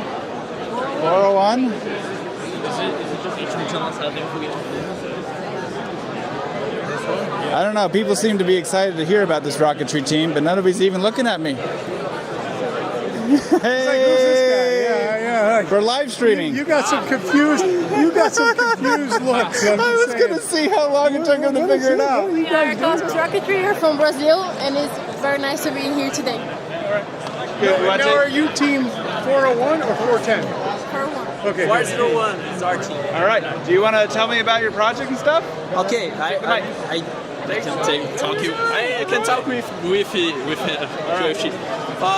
This is our project, Morpheus. We are 30K SRAD, and we have the solid SRAD motor with the Cairns B propellant, and I think it's that one. We have the single parachute recovery system, and we have the 5-view embed bay and embed system bay. We have Our payload is here. Our payload is here. It's an experiment with the Carbon nanotubes. The carbon nanotubes, and this is our avionics. this is our avionics here. We have the S-Red avionics right there. This is our components. Our microcontroller is S32. Here we have in this space we have to put our COTS avionics. Right there we have the power plates for our avionics systems.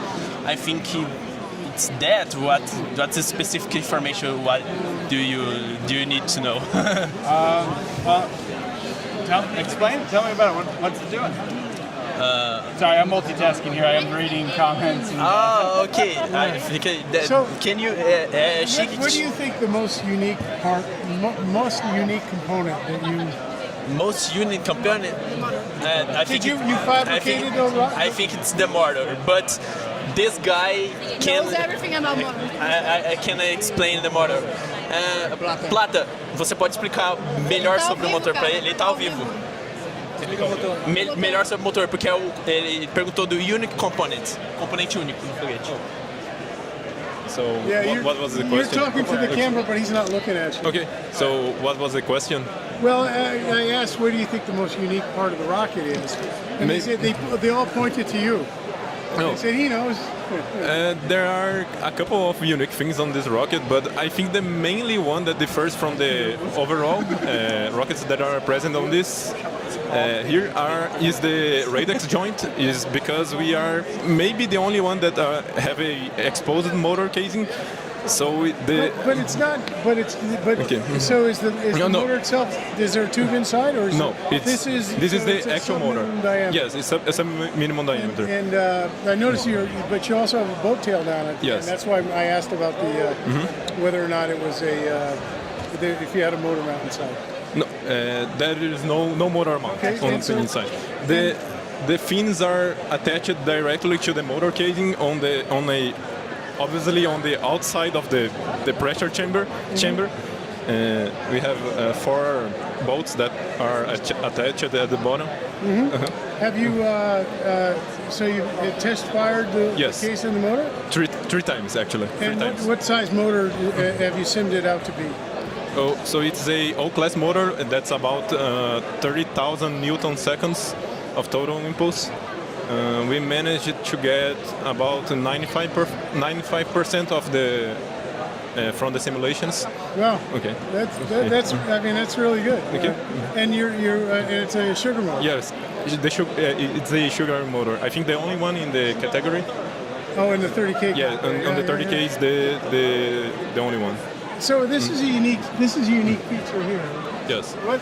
Talk to me about that. So it's a radix joint that's. So my thing is ringing right now. That means we have to stop live streaming. But so he just ate Dustin. Okay. He just got paid. I need to go there. You know what? Do you mind if we follow you? Yes. No. Go through the process? Actually, we have a little problem because we didn't have a hard copy of the. All right. Cool. Thank you. All right.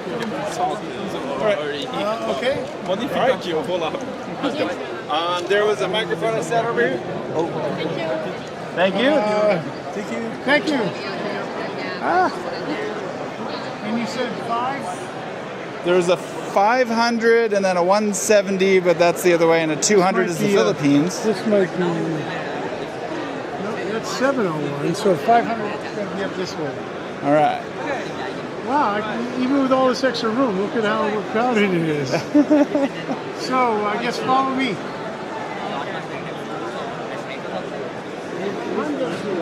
Blinded by the light.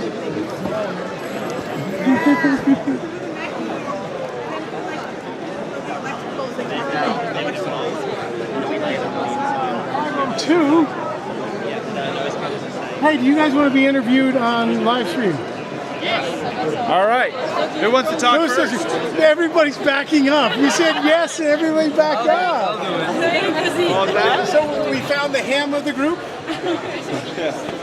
So you are the. So this is the first 2-stage team that we've interviewed today. Oh, for the first one. Second one, actually. Oh, so I lied. no pressure. And we talked earlier, but tell us a little bit about your project. Well, we have our first double stage from our club. So yeah, that's a landmark. It's also our biggest rocket with 4.8 meters long, which is... So I guess I'm now the cameraman too. So hold on. Let me... there's a lot of rocket here, yes. Oh yeah. Actually, I think this is the tallest one in the room so far. Well, right now, yeah, but maybe we'll have competition on that. Yeah, part. so far it's the largest one in the room. Yeah. So. Okay. What altitude? 30K. 30K? Simulated a little bit more, like 32, And this 33. is this the first year you're competing in the two? Well, it's the first year we've had the two-stage category. But is this the first time you've done a two-stage rocket? Yeah. And what were the challenges you found Just that's unique to a two-stage rocket? We have to do 2 rockets at the same time. So 2 boosters, 2 avionics, it's double the height of our largest rocket. So what size? Did you know what the length of the rail you're going off right now? It's a 20-foot rail. It's a 20-foot rail? Yeah. And what's your exit velocity like? It's like 30.5 meters per second. Okay, that's a good answer. Yeah.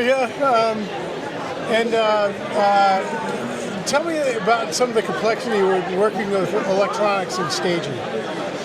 The guys, it speaks for itself. The guys from the avionics are at the Airbnb right now, just figure out the last stuff. So that says that it's a lot. Are they COTS avionics, or are you using? Yeah. So it's a Blue Raven for staging and Blue J Plus for separation charge. And yeah, we do the aerodynamics calculation to make sure our drag separation works, to help a little bit from the electronics, so it should normally work before the charge. Yeah, I was going to say, what kind of delay do you have between motor burnout and ignition? About 1.5 seconds. Yeah. And I know we're talking to the other electronics guys know some of this, but do you have tilt inhibit on this so that? Yeah. Do you know what angle you're using? Between 15 and 20, if I'm not mistaken. Yeah.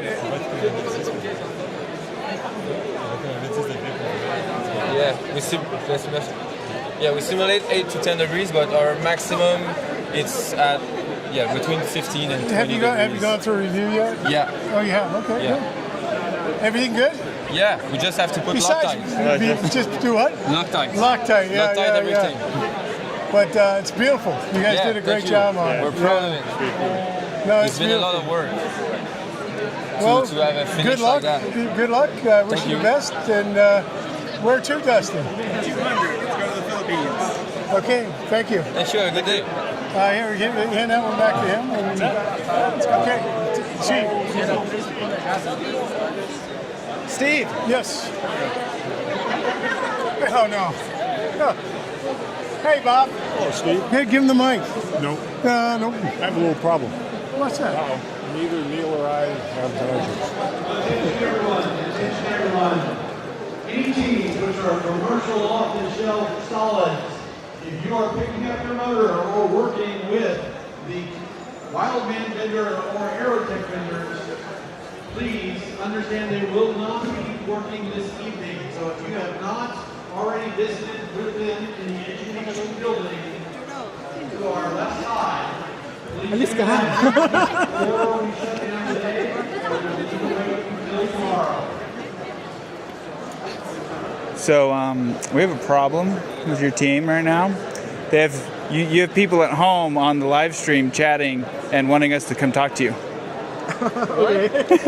We are live on YouTube right now, and I need one of you to take a microphone and say hi to the people at home. Okay, easy. Hi. Other Rocketry take the rest team. of the Okay. Hi for our team that's in the Philippines. Where's Clarence? Shout out to the other Rocketry team from the Philippines. Page team, hello. Okay. Go. So we're setting up. Sorry to catch you off guard. Yeah, we're setting up the booth now, and they're still discussing how they will fit the exact measurement of the aero pack and the motor casing.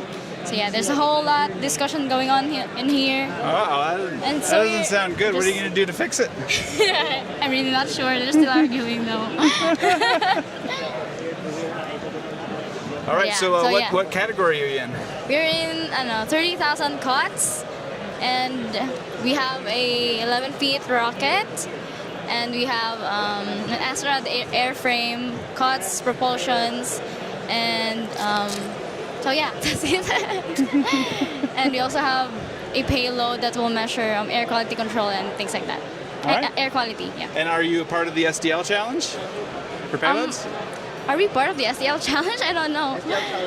Payload. Yes. Yes, we're part of the SDL challenge. Sorry, I don't know much about the payload. He handles really the payload stuff. Would you like to talk about the payload? Don't talk to me, please. No? He's shy.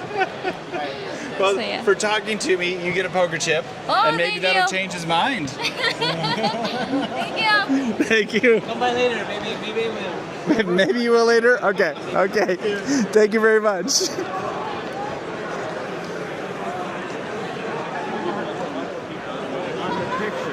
And if you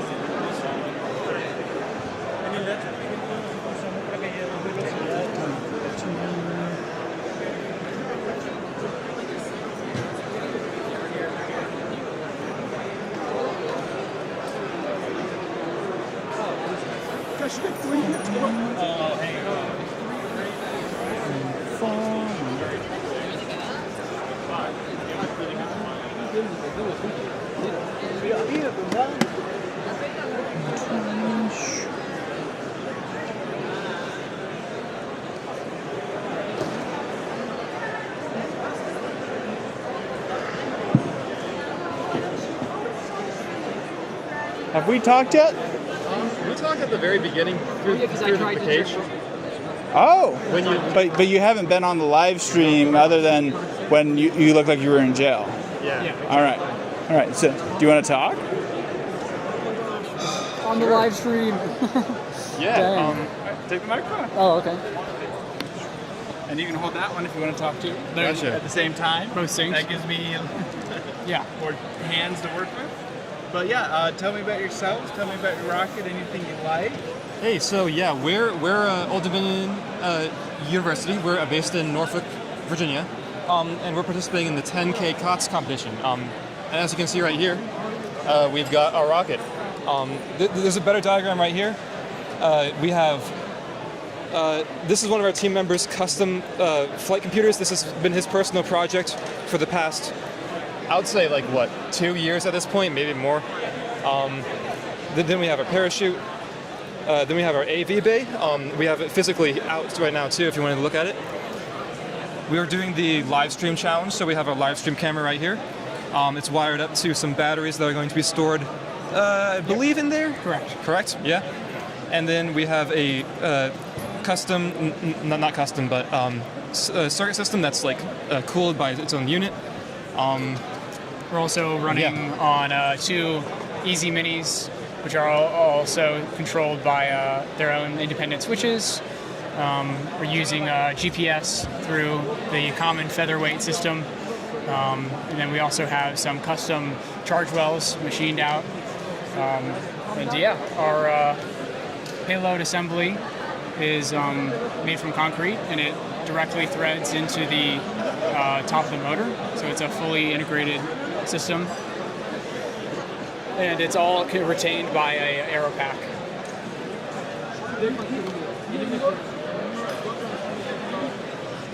Get some close-up shots.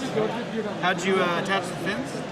So they're through construction, and we first made fillets on the inside motor tube, and then we slid the entire construction into the body tube, and then did the outer fillets.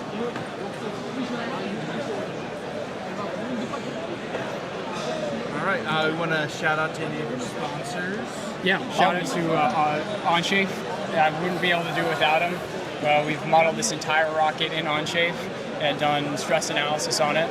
Auxiliary Systems helped us machine our water jet, our fins, and to ODU and all the time they've spent helping us. Also, Sweet Frog, is it Sweet Frog? It's not Sweet Frog, it's Peace Frog. Peace Frog, yeah, Peace Frog. They got our merch for us, and yeah, so. Anything else you want to say? Say hi to people back home. They're actually coming here right now. Call out anybody that might be off to my camera side. Oh yeah, Zach. Hey Zach. Hi. All right, thank you very much. Yeah, thank you. And yes. We're ready for the interview. Oh, sure. Let's go.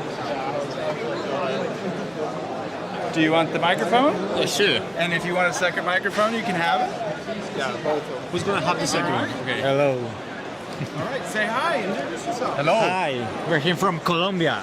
The first ever team to participate in IREC. Yeah, first ever Colombian rocket participating in IREC. Here's our rocker. His name is Cesar, in name of Cesar Ocampo, which is a well-known of Colombian aerospace.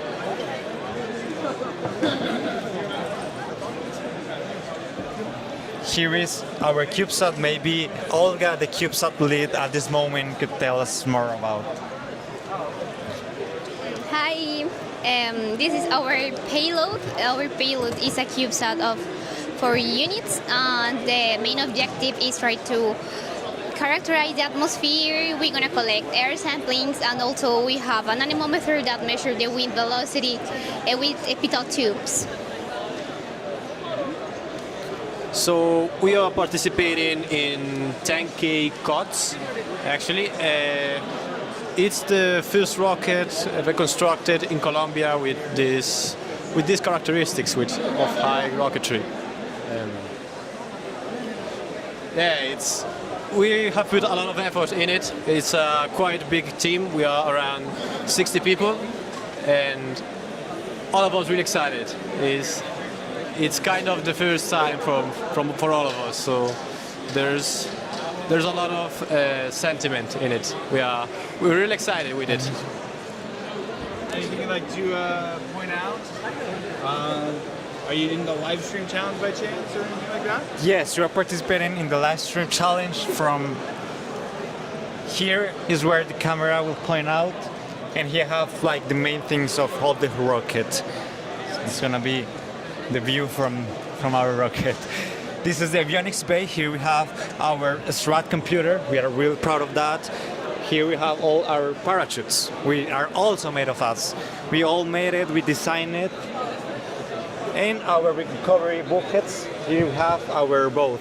The CO2, which is our main ejection system, and the black powder, which is our backup system. Have you made it through your inspection cycle yet? No, we are waiting just to put some red bottoms and to mark the CP and the CG of the rocket, and then we are ready to the inspection. Anybody else want to say hi or talk about what they worked on? I'm really great at putting people on the spot. Okay, so yeah, I can see that. Yeah, as my partner said, we are very happy to be here, and this is really exciting because all of the work that we have done has been a lot to us, and almost everything in the rocket is SRAD made. Has been done from us. The only things that are cuts from the rocket are the motor and some computers, flight computers that we're working on, we're flying on, and these deployment bags. But we are happy to show you that all these type of things are made by us, the students. And also we want to show like Colombia has the potential to be a great aerospace center for the world. So yeah, we are making the way for other teams from Colombia and from Latin America to explore these type of things. So that is the main point that I think that we're trying to show the people and the world that we can do these things. We try to reflect that on the design of the rocket. We have, for example, the yellow butterflies, which have a strong symbolic reference from Colombian culture, magic realism, literature movement in Colombia, and also the patterns that we can find usually in typical Colombian silks and patterns in many clothes that we typically wear. And That's all. That's pretty much it. That's pretty much all of the rocket. All right. Thank you very much. Thank you. Thank you very much for your time. Thank you. Thank you.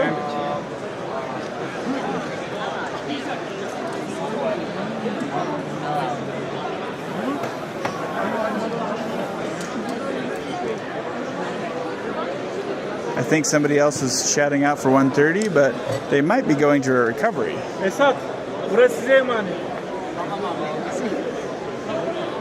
They look like they're a little busy. Maybe we'll come back later.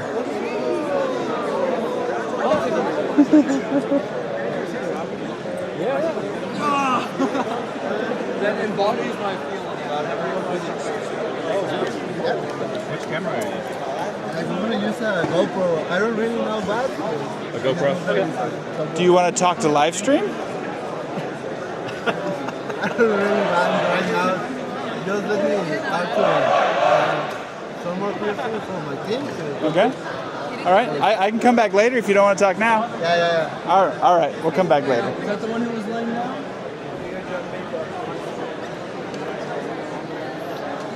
Do you want to talk? Pardon? Do you want to talk to Livestream?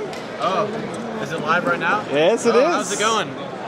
Take the mic. All right. And if somebody else wants to talk, I have another mic. Come on, Bo, hop in. Yeah, what's up, guys? We're Baylor University, Astro, or Aero at Baylor. This is our rocket, Bell 3. This is our second time at Spaceport America Cup. And For us, yeah. It's Yeah, we pretty are, much a whole new team. Yeah, pretty much a of whole new freshmen. team from last year. Yeah, very excited. Our rocket is, we're in the 10,000 COTS category. We're running a M2500, a single stage rocket. This is also our first time running a payload. We're really excited about that. We're going to be measuring the mechanical deformation of carbon fiber, measuring internal pressure, and recording the flight of the rocket. You want to talk a little bit about the structures? Oh yeah, sure. We tried to go with a new fin design, but we're kind of using the same thing from last year. We're going to try to use the information we get from this payload to look into the future of making more parts of our rocket out of carbon fiber. The fins, centering rings, parts for the eBay, parts of the body tube. Yeah, it's also our first time using an aluminum eBay panel. Brand new electronics-based system. Yeah, so we milled that out, moved the GPS to the nose cone so that there's no interference. So it's just the two altimeters in here. That's all held together. We tried to use a 3D printed one, but there were like issues with heat. Yeah, we used melting. PLA, and it wasn't as structurally. PLA, which was a terrible strong. idea. And if the rocket, when it landed, it would disrupt the cover. So which one did you end up going with then? For this, aluminum. Okay. Aluminum. Yes, that's all aluminum. Yeah, we had to order these big chunks of both aluminum and steel from McMaster it Car. came in a brick of aluminum. Yeah, and we had it's to very mill it heavy. We had to out get them both CNC'd off campus. So very fun project. So we're actually, us three, we're all freshmen. We're all very excited for this. First time here. So very good experience. We're really excited about it. It's been really fun so far. Yeah. Sick 'em Bears. Sick 'em Bears. All right. Thank you so much. Thank you so much.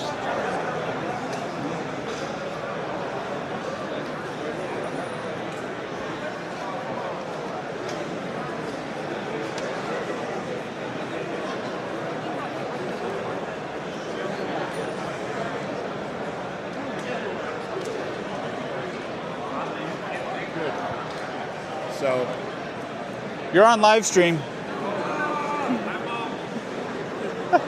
So we're going to do Viva Mexico, Viva USA, Viva Portugal. You ready? 1, 2, hold the Portuguese flag up. Okay. I'm not in your way, am I? No, you're good. Okay, first one is Mexico. 1, 2, 3. Viva Mexico! Viva Mexico! Okay, next Viva USA! Viva USA! And Viva Portugal! Viva Portugal! Good. All right. Thank you, guys. Care to say hi? Hi. Thanks, Dustin. You're doing a great job. Thank you. Don't let anybody tell you different.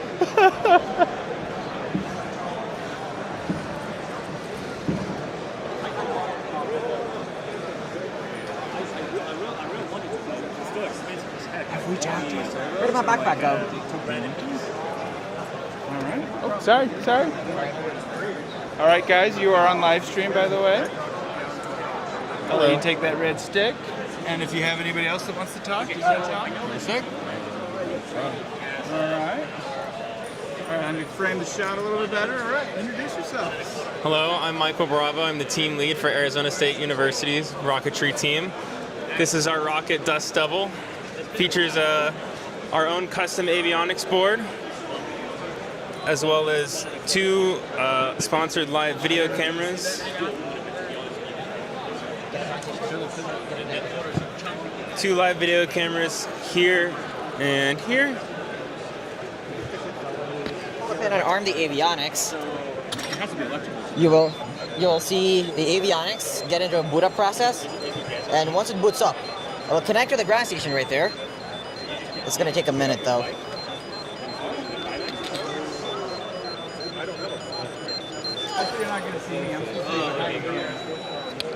And once it turns on, it's going to beep out the continuity like commercial avionics boards. The same way that they check for pyrotechnic continuity on the charges, they're going to beep out. And you can see that the camera and the fan that we have here are connected to the avionics board based on the beeps. Fans are very important with cameras. They are. They heat up a lot, so you got to make sure you have your cameras really cool. And turning on the auxiliary ports on the avionics board, you'll see the camera live feeds pop in there in a couple seconds. We have 2 cameras on here. One of them is facing up and one of them is facing down. You're not going to see much on the up-facing camera until you have your apogee charges deployed. So most of Give it a leak, couple seconds, make sure it's going.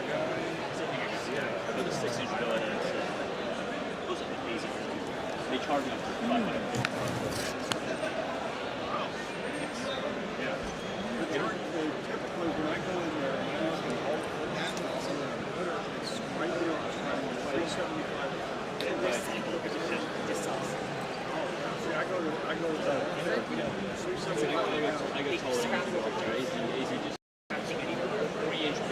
All right, we're back on. Okay, cool. All right, so last year, SEDS wasn't able to participate in the payload competition. This is the first time we are doing a live payload, so we have our own battery pack in here, and she's called Laura Sat. We're using a custom PCB with the ESP32 microcontroller for pretty basic environmental sensing of the payload individual to the rocket. And so we're going to be able to calculate our pressure, acceleration, and we have gyroscope sensing for the payload itself. What's pretty cool that we were able to do is we got a sponsorship from Send Cut Send. And Send Cut Send is a machine shop that works on bent sheet aluminum. So if you can see, it kind of looks like these are fillets, but these are 2 bent sheets that make the sides of the cube. And then this is just a flat sheet. And they covered the cost of it completely for us. So it was really helpful to get that from them. And it was just, it's anodized, it's beautiful. And it was a lot cheaper to manufacture than trying to go for a typical 3U frame.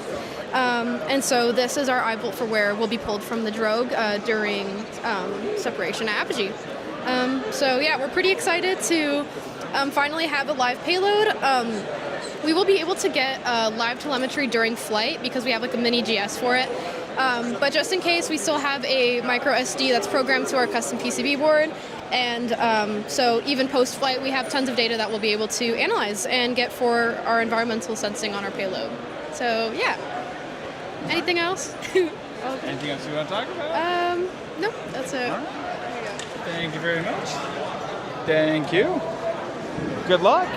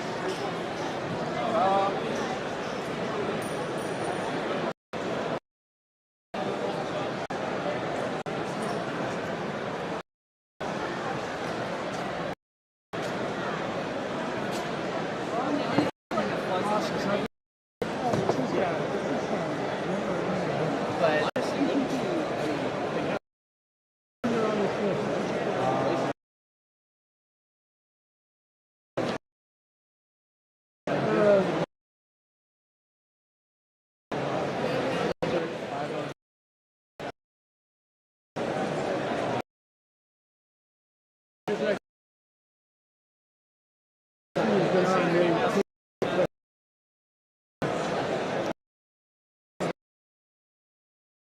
could live.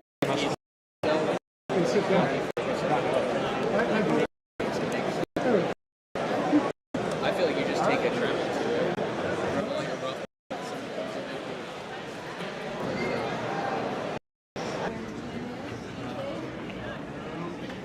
Hey, Anita. Do you want to help me for a little bit?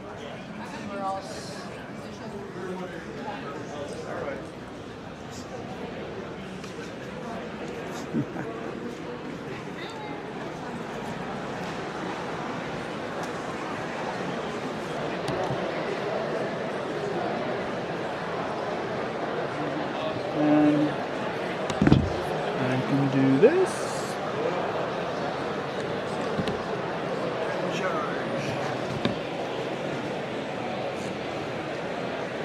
I think we're live again. It did not like going out into the hallway. It died twice on me.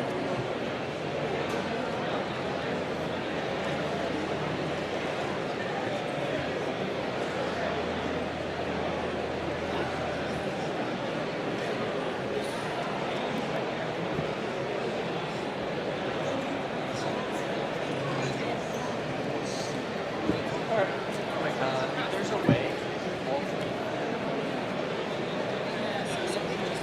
Come on.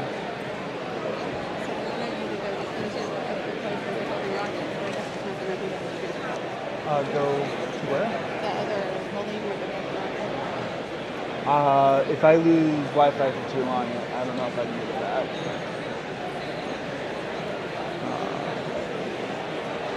There it is. Okay, we're live again.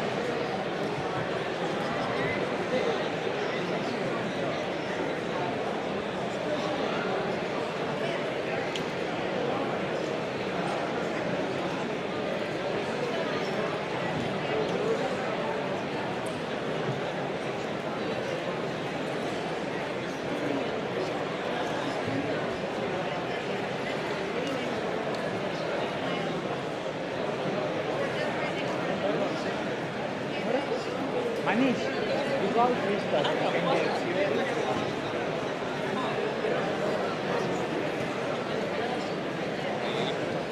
What FSR banana? No, no.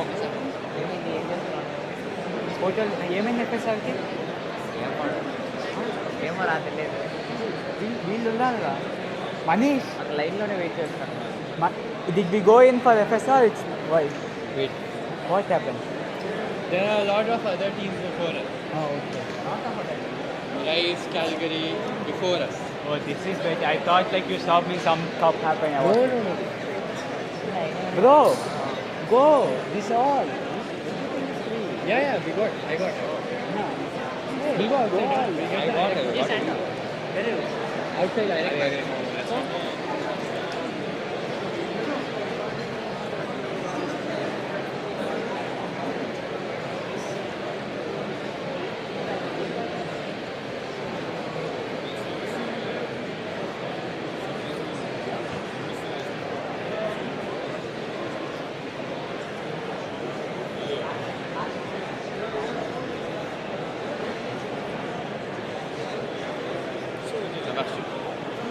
This was it.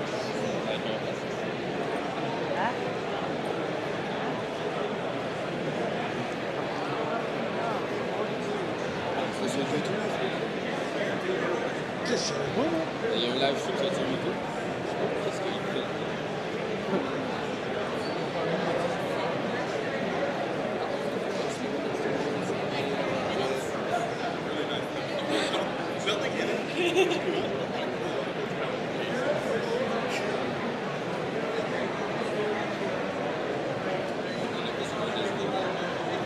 Et tu mets l'acronyme au complet. Tu peux le mettre ensemble.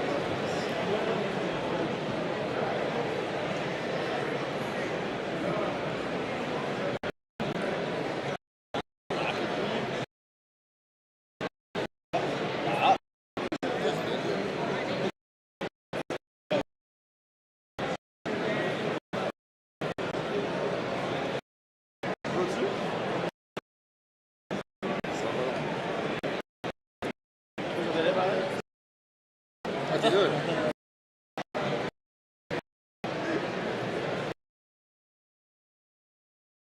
Ça c'est nous.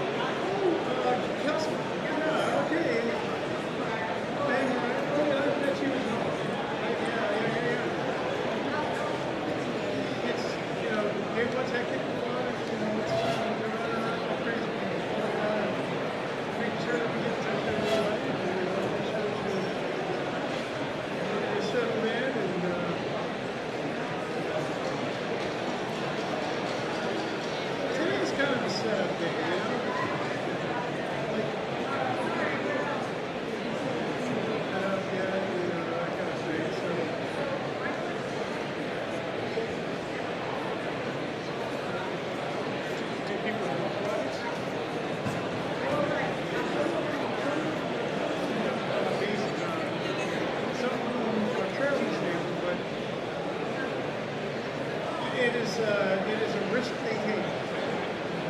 So, yeah.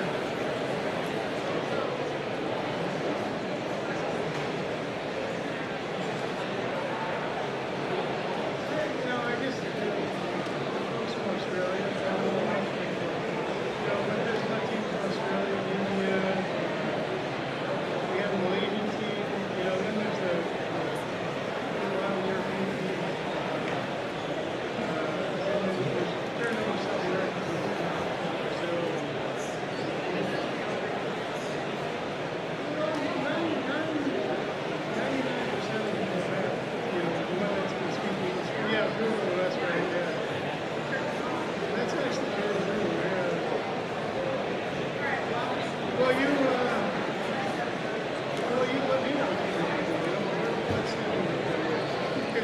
She'll make something happen, like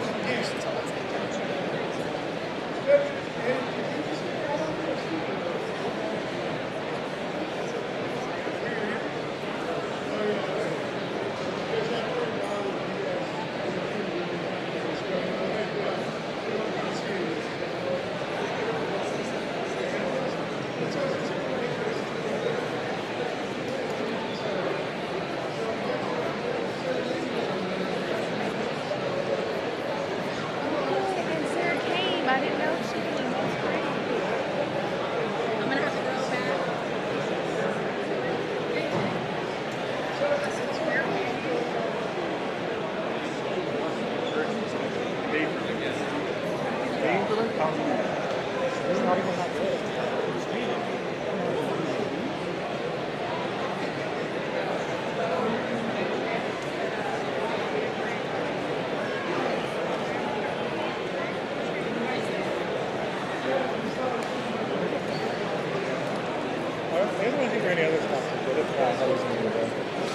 Have you talked to the motor team?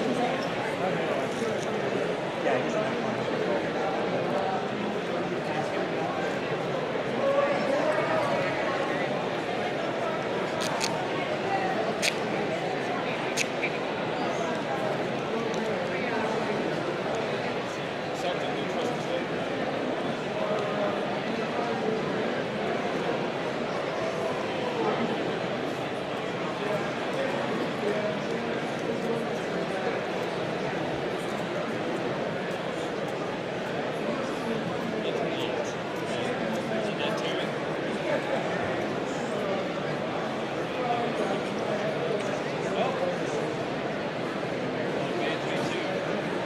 Tape's too good.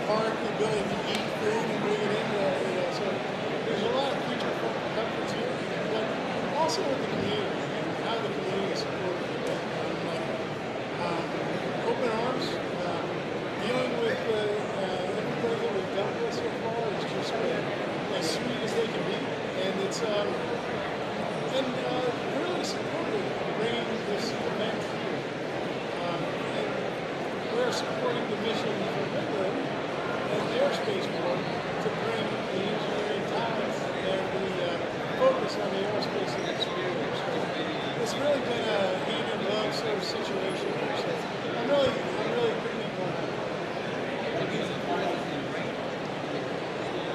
Well, the first question I ask, I'm trying to read all the teams, and the first question I ask is, how was your trip here? And we've gotten a total of 4 broken windshields so far based on the hailstorm that we just did last night. But I'm impressed that the 4 teams and the logistics are down. And I go and focused on the air side. We'll get into the technical side a bit tomorrow, although I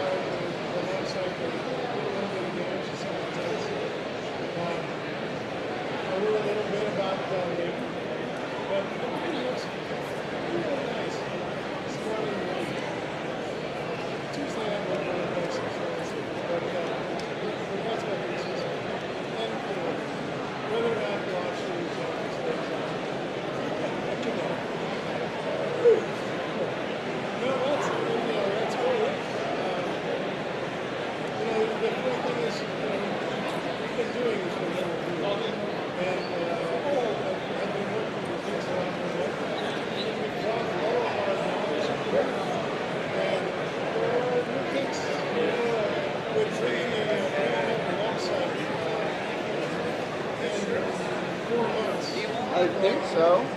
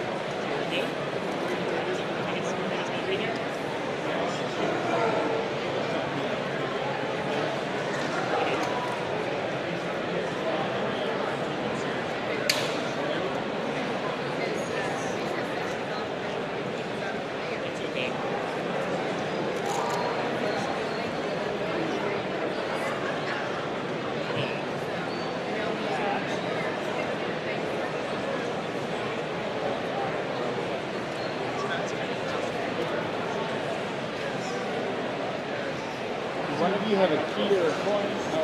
Actually, I think I might have it. I got it. Never mind.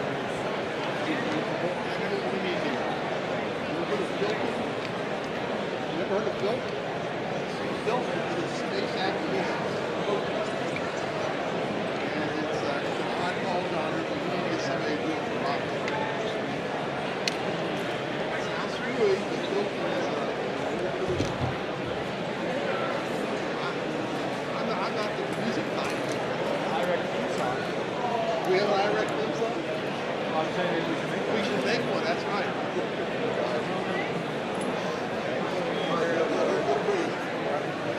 That's good. Do you need me, Dad? Two commentators.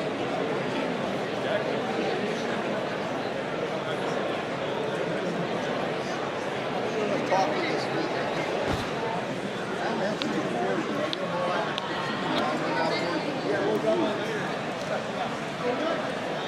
All right, we got a slight bit of an upgrade.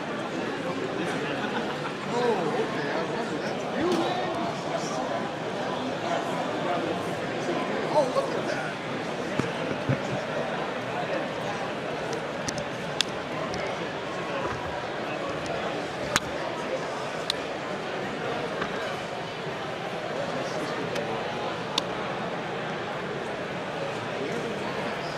What company do you work for? Oh, We're live on YouTube, by the way. Yeah, I'm Tim Brockus. I'm an engineer at SpaceX. I work on Starlink bus avionics. I'm here at the first day registration for IREC 2025, which is pretty exciting. We're setting up some camera equipment to do some taped interviews here, and yeah, there's a lot of teams here, a lot of people we need to get out there and meet, so it's going to be pretty exciting. All right, thank you very much. And we're on the road again.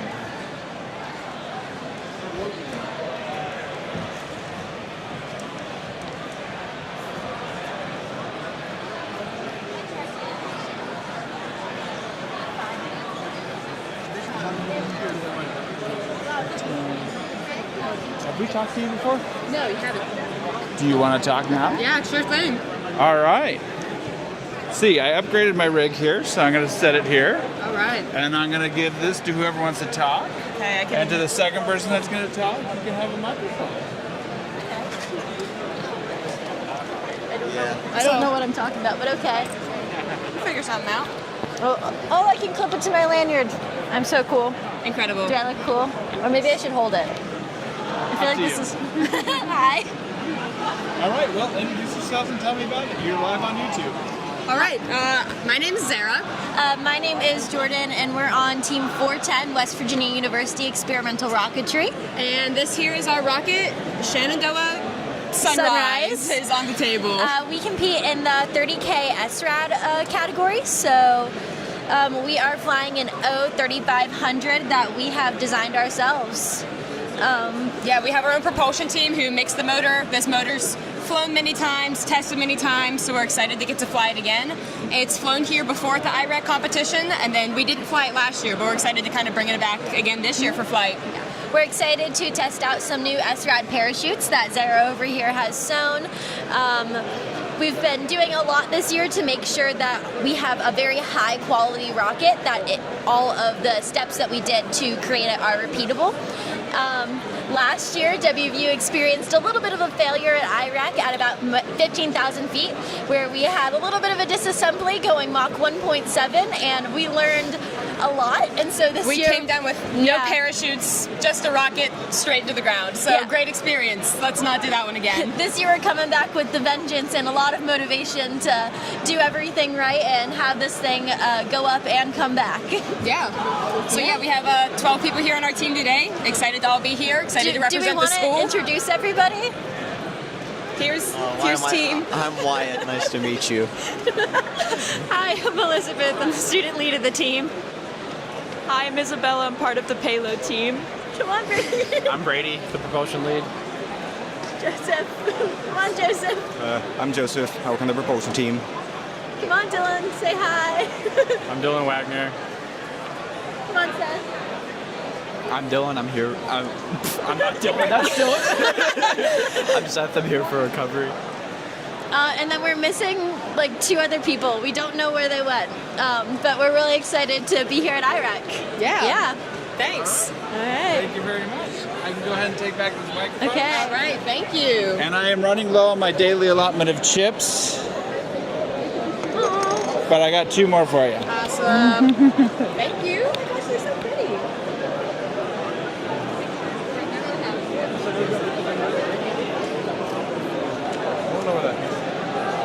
Would you guys like to be on the live stream? I have 2 microphones. Who wants to do it? It's on YouTube. Okay, we'll do it. Are we on YouTube right now? Yes, you are live on YouTube. Hello. Let me step back a little bit. Here, wait, let me come. the team so you game. guys get the mic too.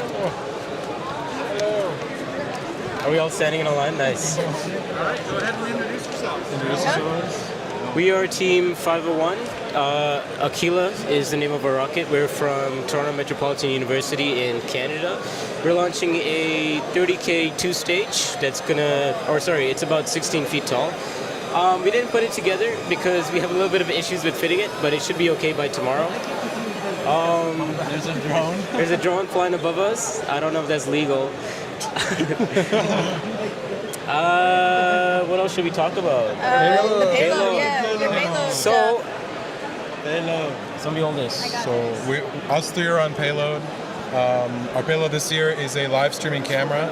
So we made a system that will counter rotate the VTX transmission system. So there's a clear section. It's about 2 inches in the nose cone, and it essentially has a camera sticking out, and it spins the opposite direction of a rocket spin, so it looks stabilized. It looks nice and crisp. Yeah, and at the same time, it'll be live streaming, so we can see it from the ground station. Yes. And in case that doesn't work, it'll also be recording, which we receive from the receiver on the ground station, so we have recording too.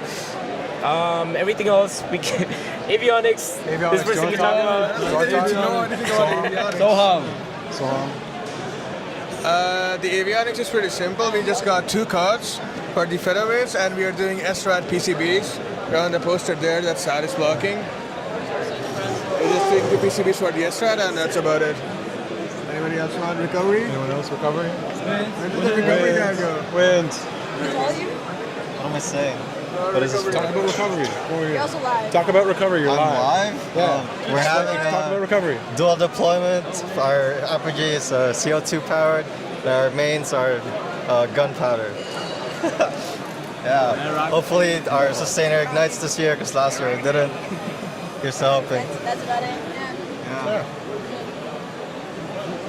Izzy, don't talk about structures. Izzy, talk about structures. Talk about your. Talk So about the rocket. This year we made some some changes in the airframe. We made the fins really big because last year they were really small and our rocket did some flips. So we learned from our mistakes. Also, it's a little bit bigger. So last year we did 4-inch diameter and this year it's 5. It's like a little fatter and it's better. I don't know anything else. We did a rounded nose tip for simplicity. Last year we dented it before we launched and it was really fun. Yeah, that's about it from me. Sick. Anyone else? Okay. I'll take the microphone back. Thank you so much. We're trying to share the love, so I was only given so many poker chips for today. You get the last one. Preparing for the group mass photo. The group mass photo, we need to be departing this area and heading that way by 4 o'clock. So if you're looking at the front of the building, you will be walking to the right side of the building. You'll see the procession of people. Do not be late. The photo will be taken with or without you. And also include 4 o'clock.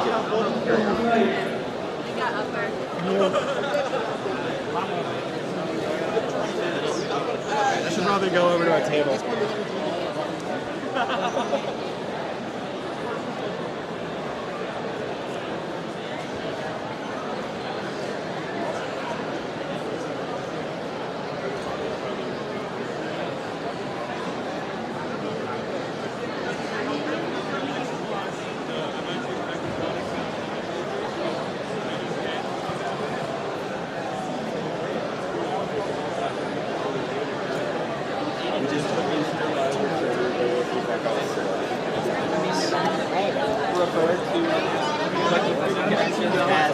pump with a rocket nozzle attached to it.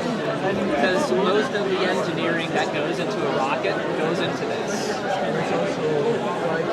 Sorry to interrupt, but would you like to be on the live stream? I'd love to be on the live stream. Let me separate my microphones.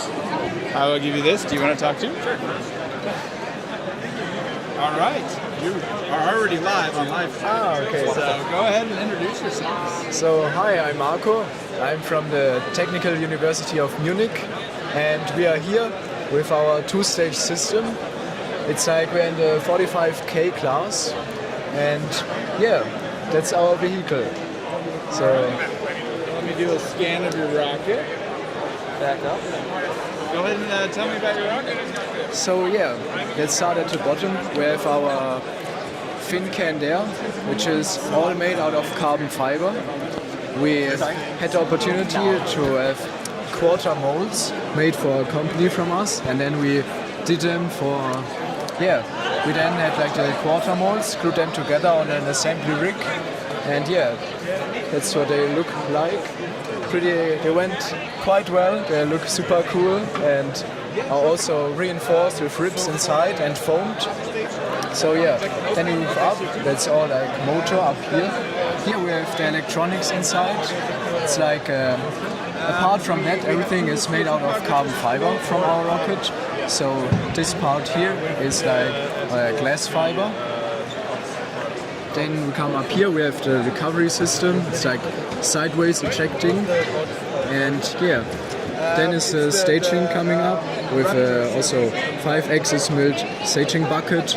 And then there's like this whole staging system. For the lower stage, we have a sideways system from that's headed in. Do you want to talk? Yeah. You're on live. Yeah. Great. You're on YouTube. Okay, great. Are there any questions? What should I talk about? Would you work on the rocket? Okay, unfortunately I don't know what Marco already explained. I got a quick overview over the lower stage, what we have. Great. Yeah. Marco probably already explained, but just to be sure, so this is the evolution of our last year's SAC vehicle. So it's the same system design as last year, but all the components are reiterated. Everything here is new. Yeah. Airframe of as well booster and sustainer, mostly of CFRP. The electronic segments, however, are made from GFRP due to radio transmittancy. The stage coupling, the section coupling, is made from aluminum. And yeah, I would say the most interesting part about our rocket this year, or the most innovative part about the vehicle, are the fin cans. They are made from CFRP. And for more about the fin cans, we will hold a presentation tomorrow in the podium session. Yeah. Do you see your mirror image over there on the TV? Fantastic. All right. Well, cool. Thank you very much for talking to me about my rocket. I'll let you start packing up for the group photo.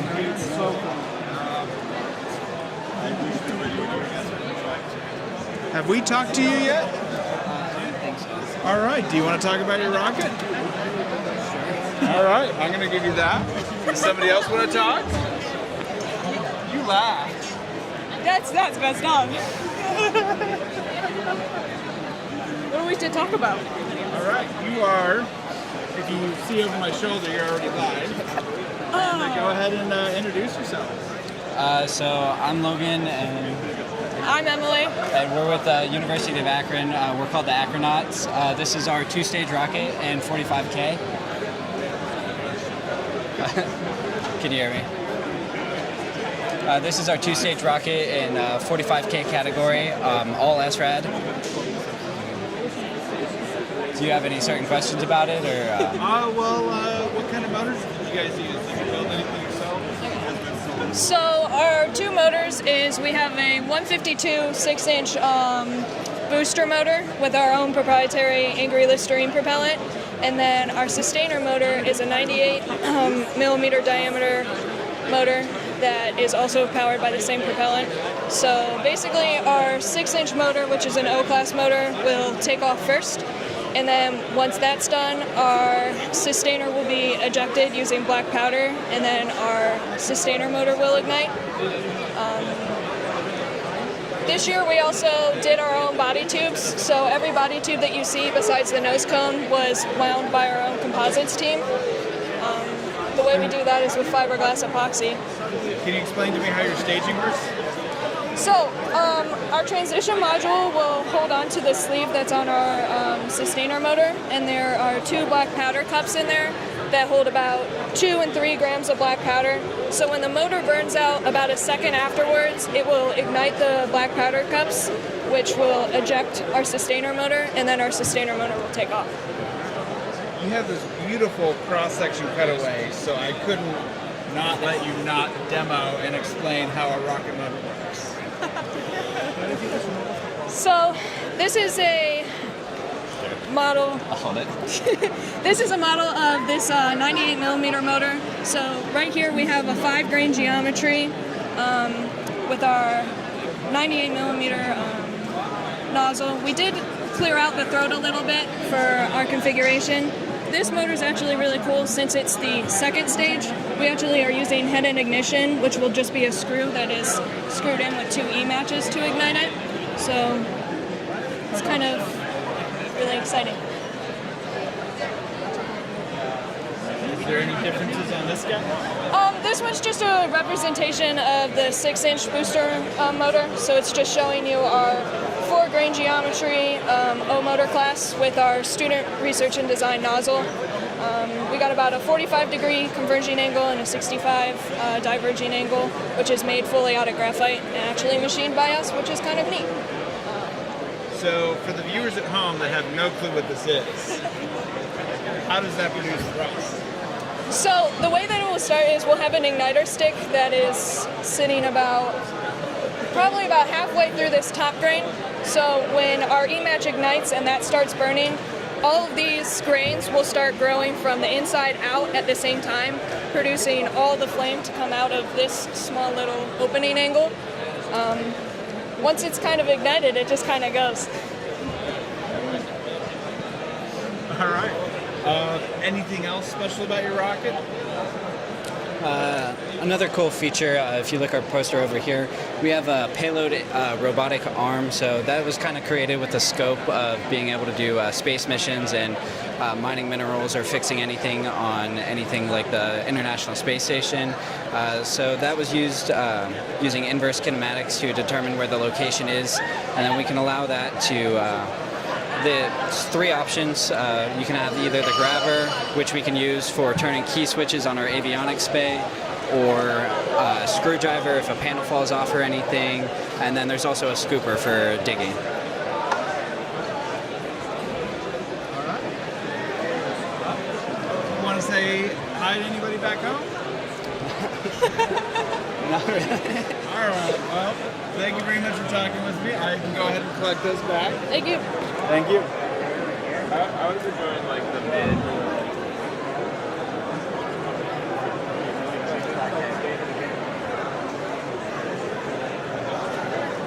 Where's your rocket? It's still in the car. All right. Do you want to talk about your rocket?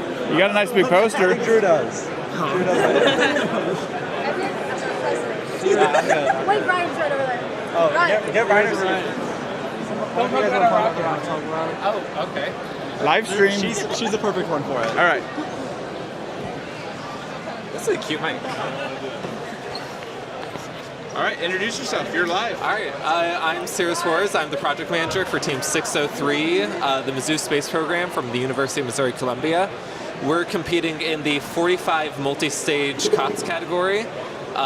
Multi-stage meaning our rocket has 2 separate motors in it. One ignites on the ground and sends a rocket up, and then in mid-air that section separates and falls away, and our sustainer ignites and keeps sending us to 45K.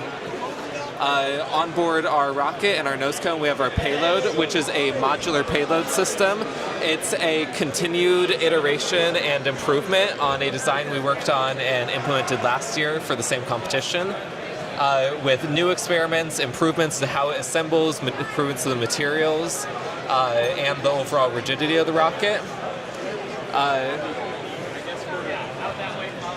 Do you have any questions? Anything you think we'll want Did to you cover the altitude that you're targeting? Yep, 45,000 feet. Oh, you're the 40,000 foot altitude. We are one of the 4 teams here at the competition doing the 45,000 foot category, Cool. which is brand new this year, by the way. And what altitude have you predicted for the Barrowman Award? We are at 44,750. All right. Oh, sorry, 43,750. 43? All right. Cool. Well, we need to get outside for the group photo. We so do. I will go ahead and take that back. Thank you so much. And we're going much. to walk outside.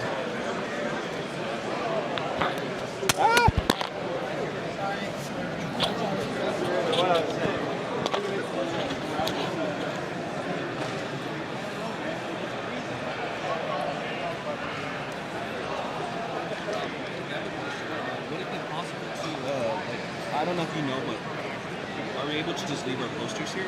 You know, and Yes. We can.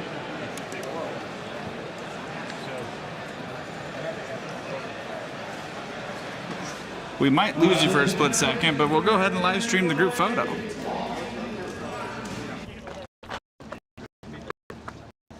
The right ways. Yeah, you're supposed to be all getting up there. Okay.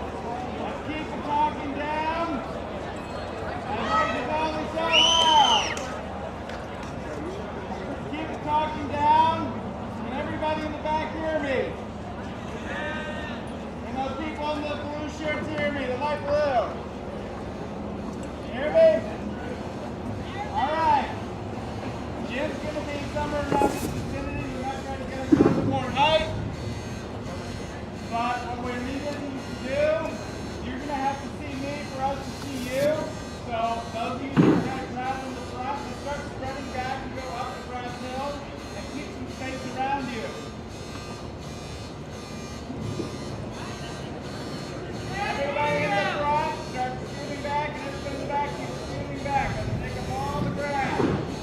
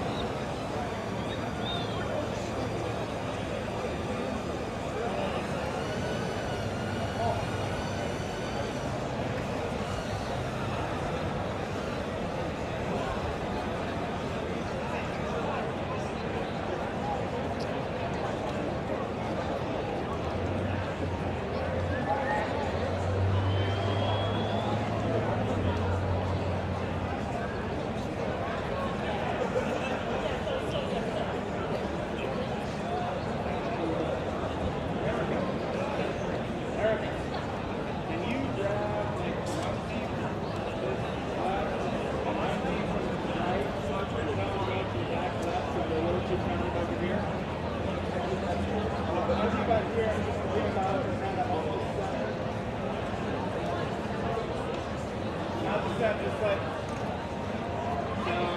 stand underneath each other and you can kind of see where we're overcrowded over here and then in the middle and then there's one team from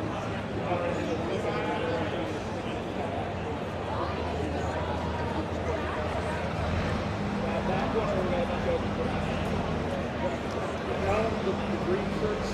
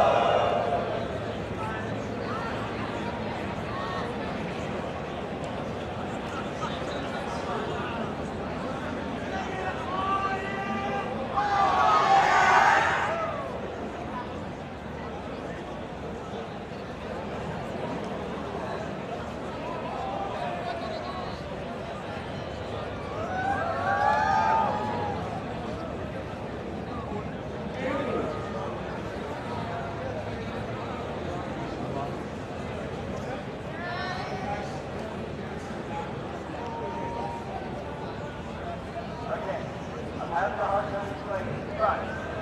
Front row, stay where you're at. Yep, whoa, stop, why don't you? Okay, front team, you're perfect. Front line, first team on the line is absolutely perfect. It's the team directly behind you that's getting lost, and I need you guys to kind of spread out in the back and make sure that you can see. Does that make sense? If you're directly behind the team, the hill does not slope fast enough, I can't see.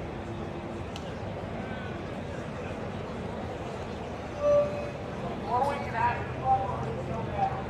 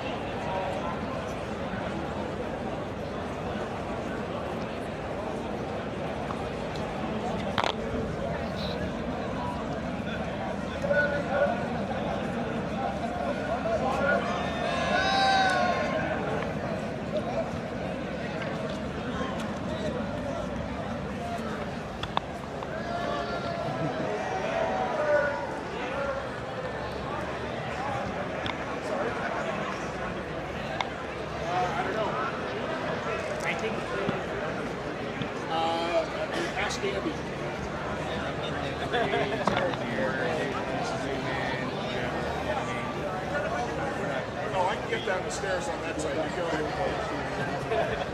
Yeah, I'm gonna sit at the window and close my eyes and just Sorry, what are you doing? Why are you having backside? Can you hold this?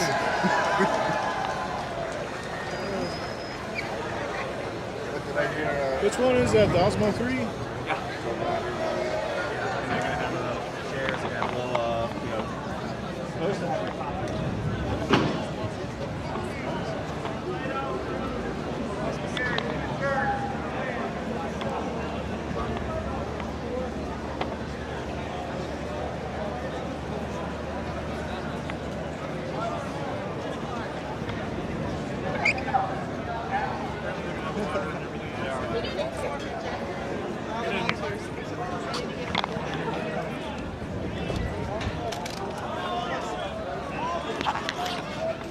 Can you give Livestream a rundown of what's going on at the moment and for the rest of the night? Why do you act like I'm in charge of anything? They Yeah, gave me the megaphone, so we are taking an Esra group photo right now, and they are calling for me. So I'm sorry, Dustin. I need to go be in charge of stuff again.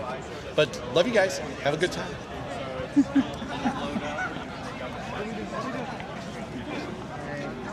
But it like puts white tattoo over what's blowing up. It might be good, it just might be bad, right? I don't know.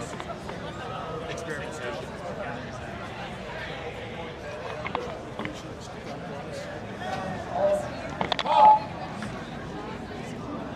All right, blue shirts. We still need the blue shirts. Come on over, please, you can. Steve Taylor, you are part of Esra. I think. We organize new volunteers up front. I want new volunteers up front. Photo, then he comes over and starts ordering us around. And if it's the first time being an Esra volunteer, please come up front. So maybe we have to kneel down? You don't have to kneel, but I want you all because thank you. And you volunteers are the light, except for the short ones. But new volunteers, thank you. Thank you. You guys are having an important impact on this thing, and I really appreciate it. So I'm going to get in the back because I'm an old volunteer.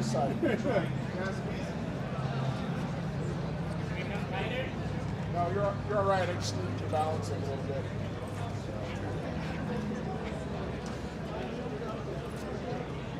Okay, so remember, if you can't see the camera lens, the camera can't see you. So maneuver a little bit to try to get yourselves together. We're okay with Wait, I'm sorry. Right here for you. Volunteers up front. So Andy, this barrier is going to be in the front part of the photo. Is that okay? Everybody take 3 steps back. Everybody back up a little bit.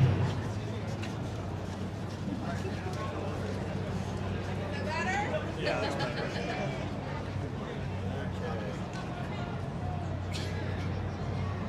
Andy, can you come to your left about 2 steps? A little more. Right there, good. And you, sir, just stood in front of someone. Thank you. Paul, can you have those folks right behind you move off?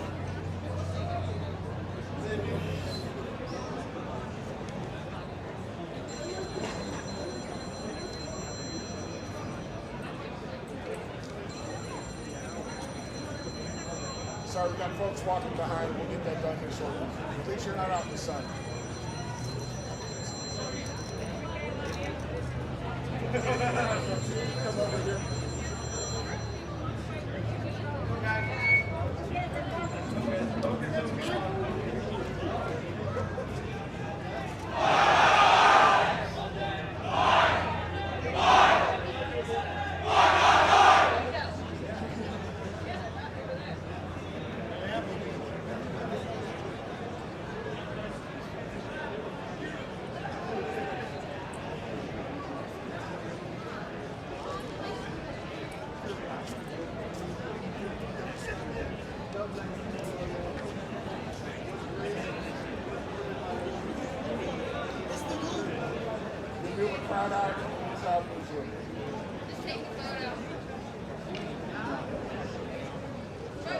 Fix it in post.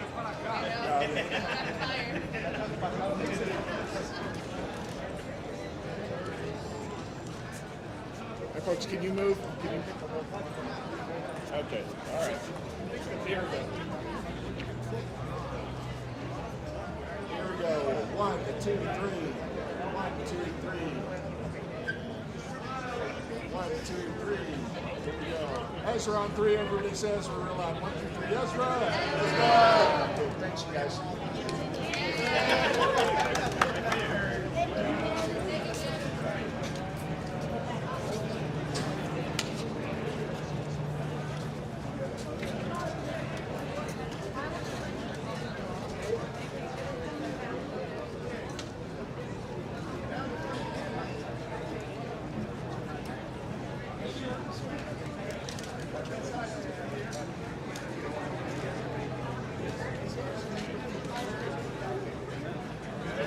Volunteer meeting.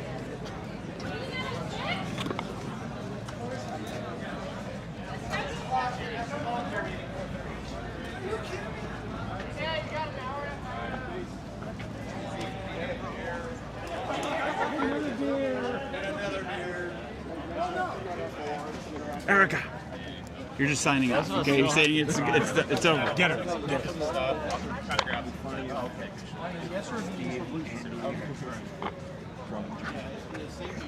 Come on! Let's not have the leadership get arrested for drunk driving. There's a live stream behind you, by the way. Nice. Yeah, Thanks. Duncan, you're online, and you're gonna sign us off for us. No, you're doing it. Oh, you're doing it. Well, thank you for watching the live stream. Goodbye. There you go. Guys, 6 o'clock's in the. Good job. In the, I guess, meeting room. Tiny camera. Yeah, there are still cookies. Yeah, I just thought he was carrying a tripod.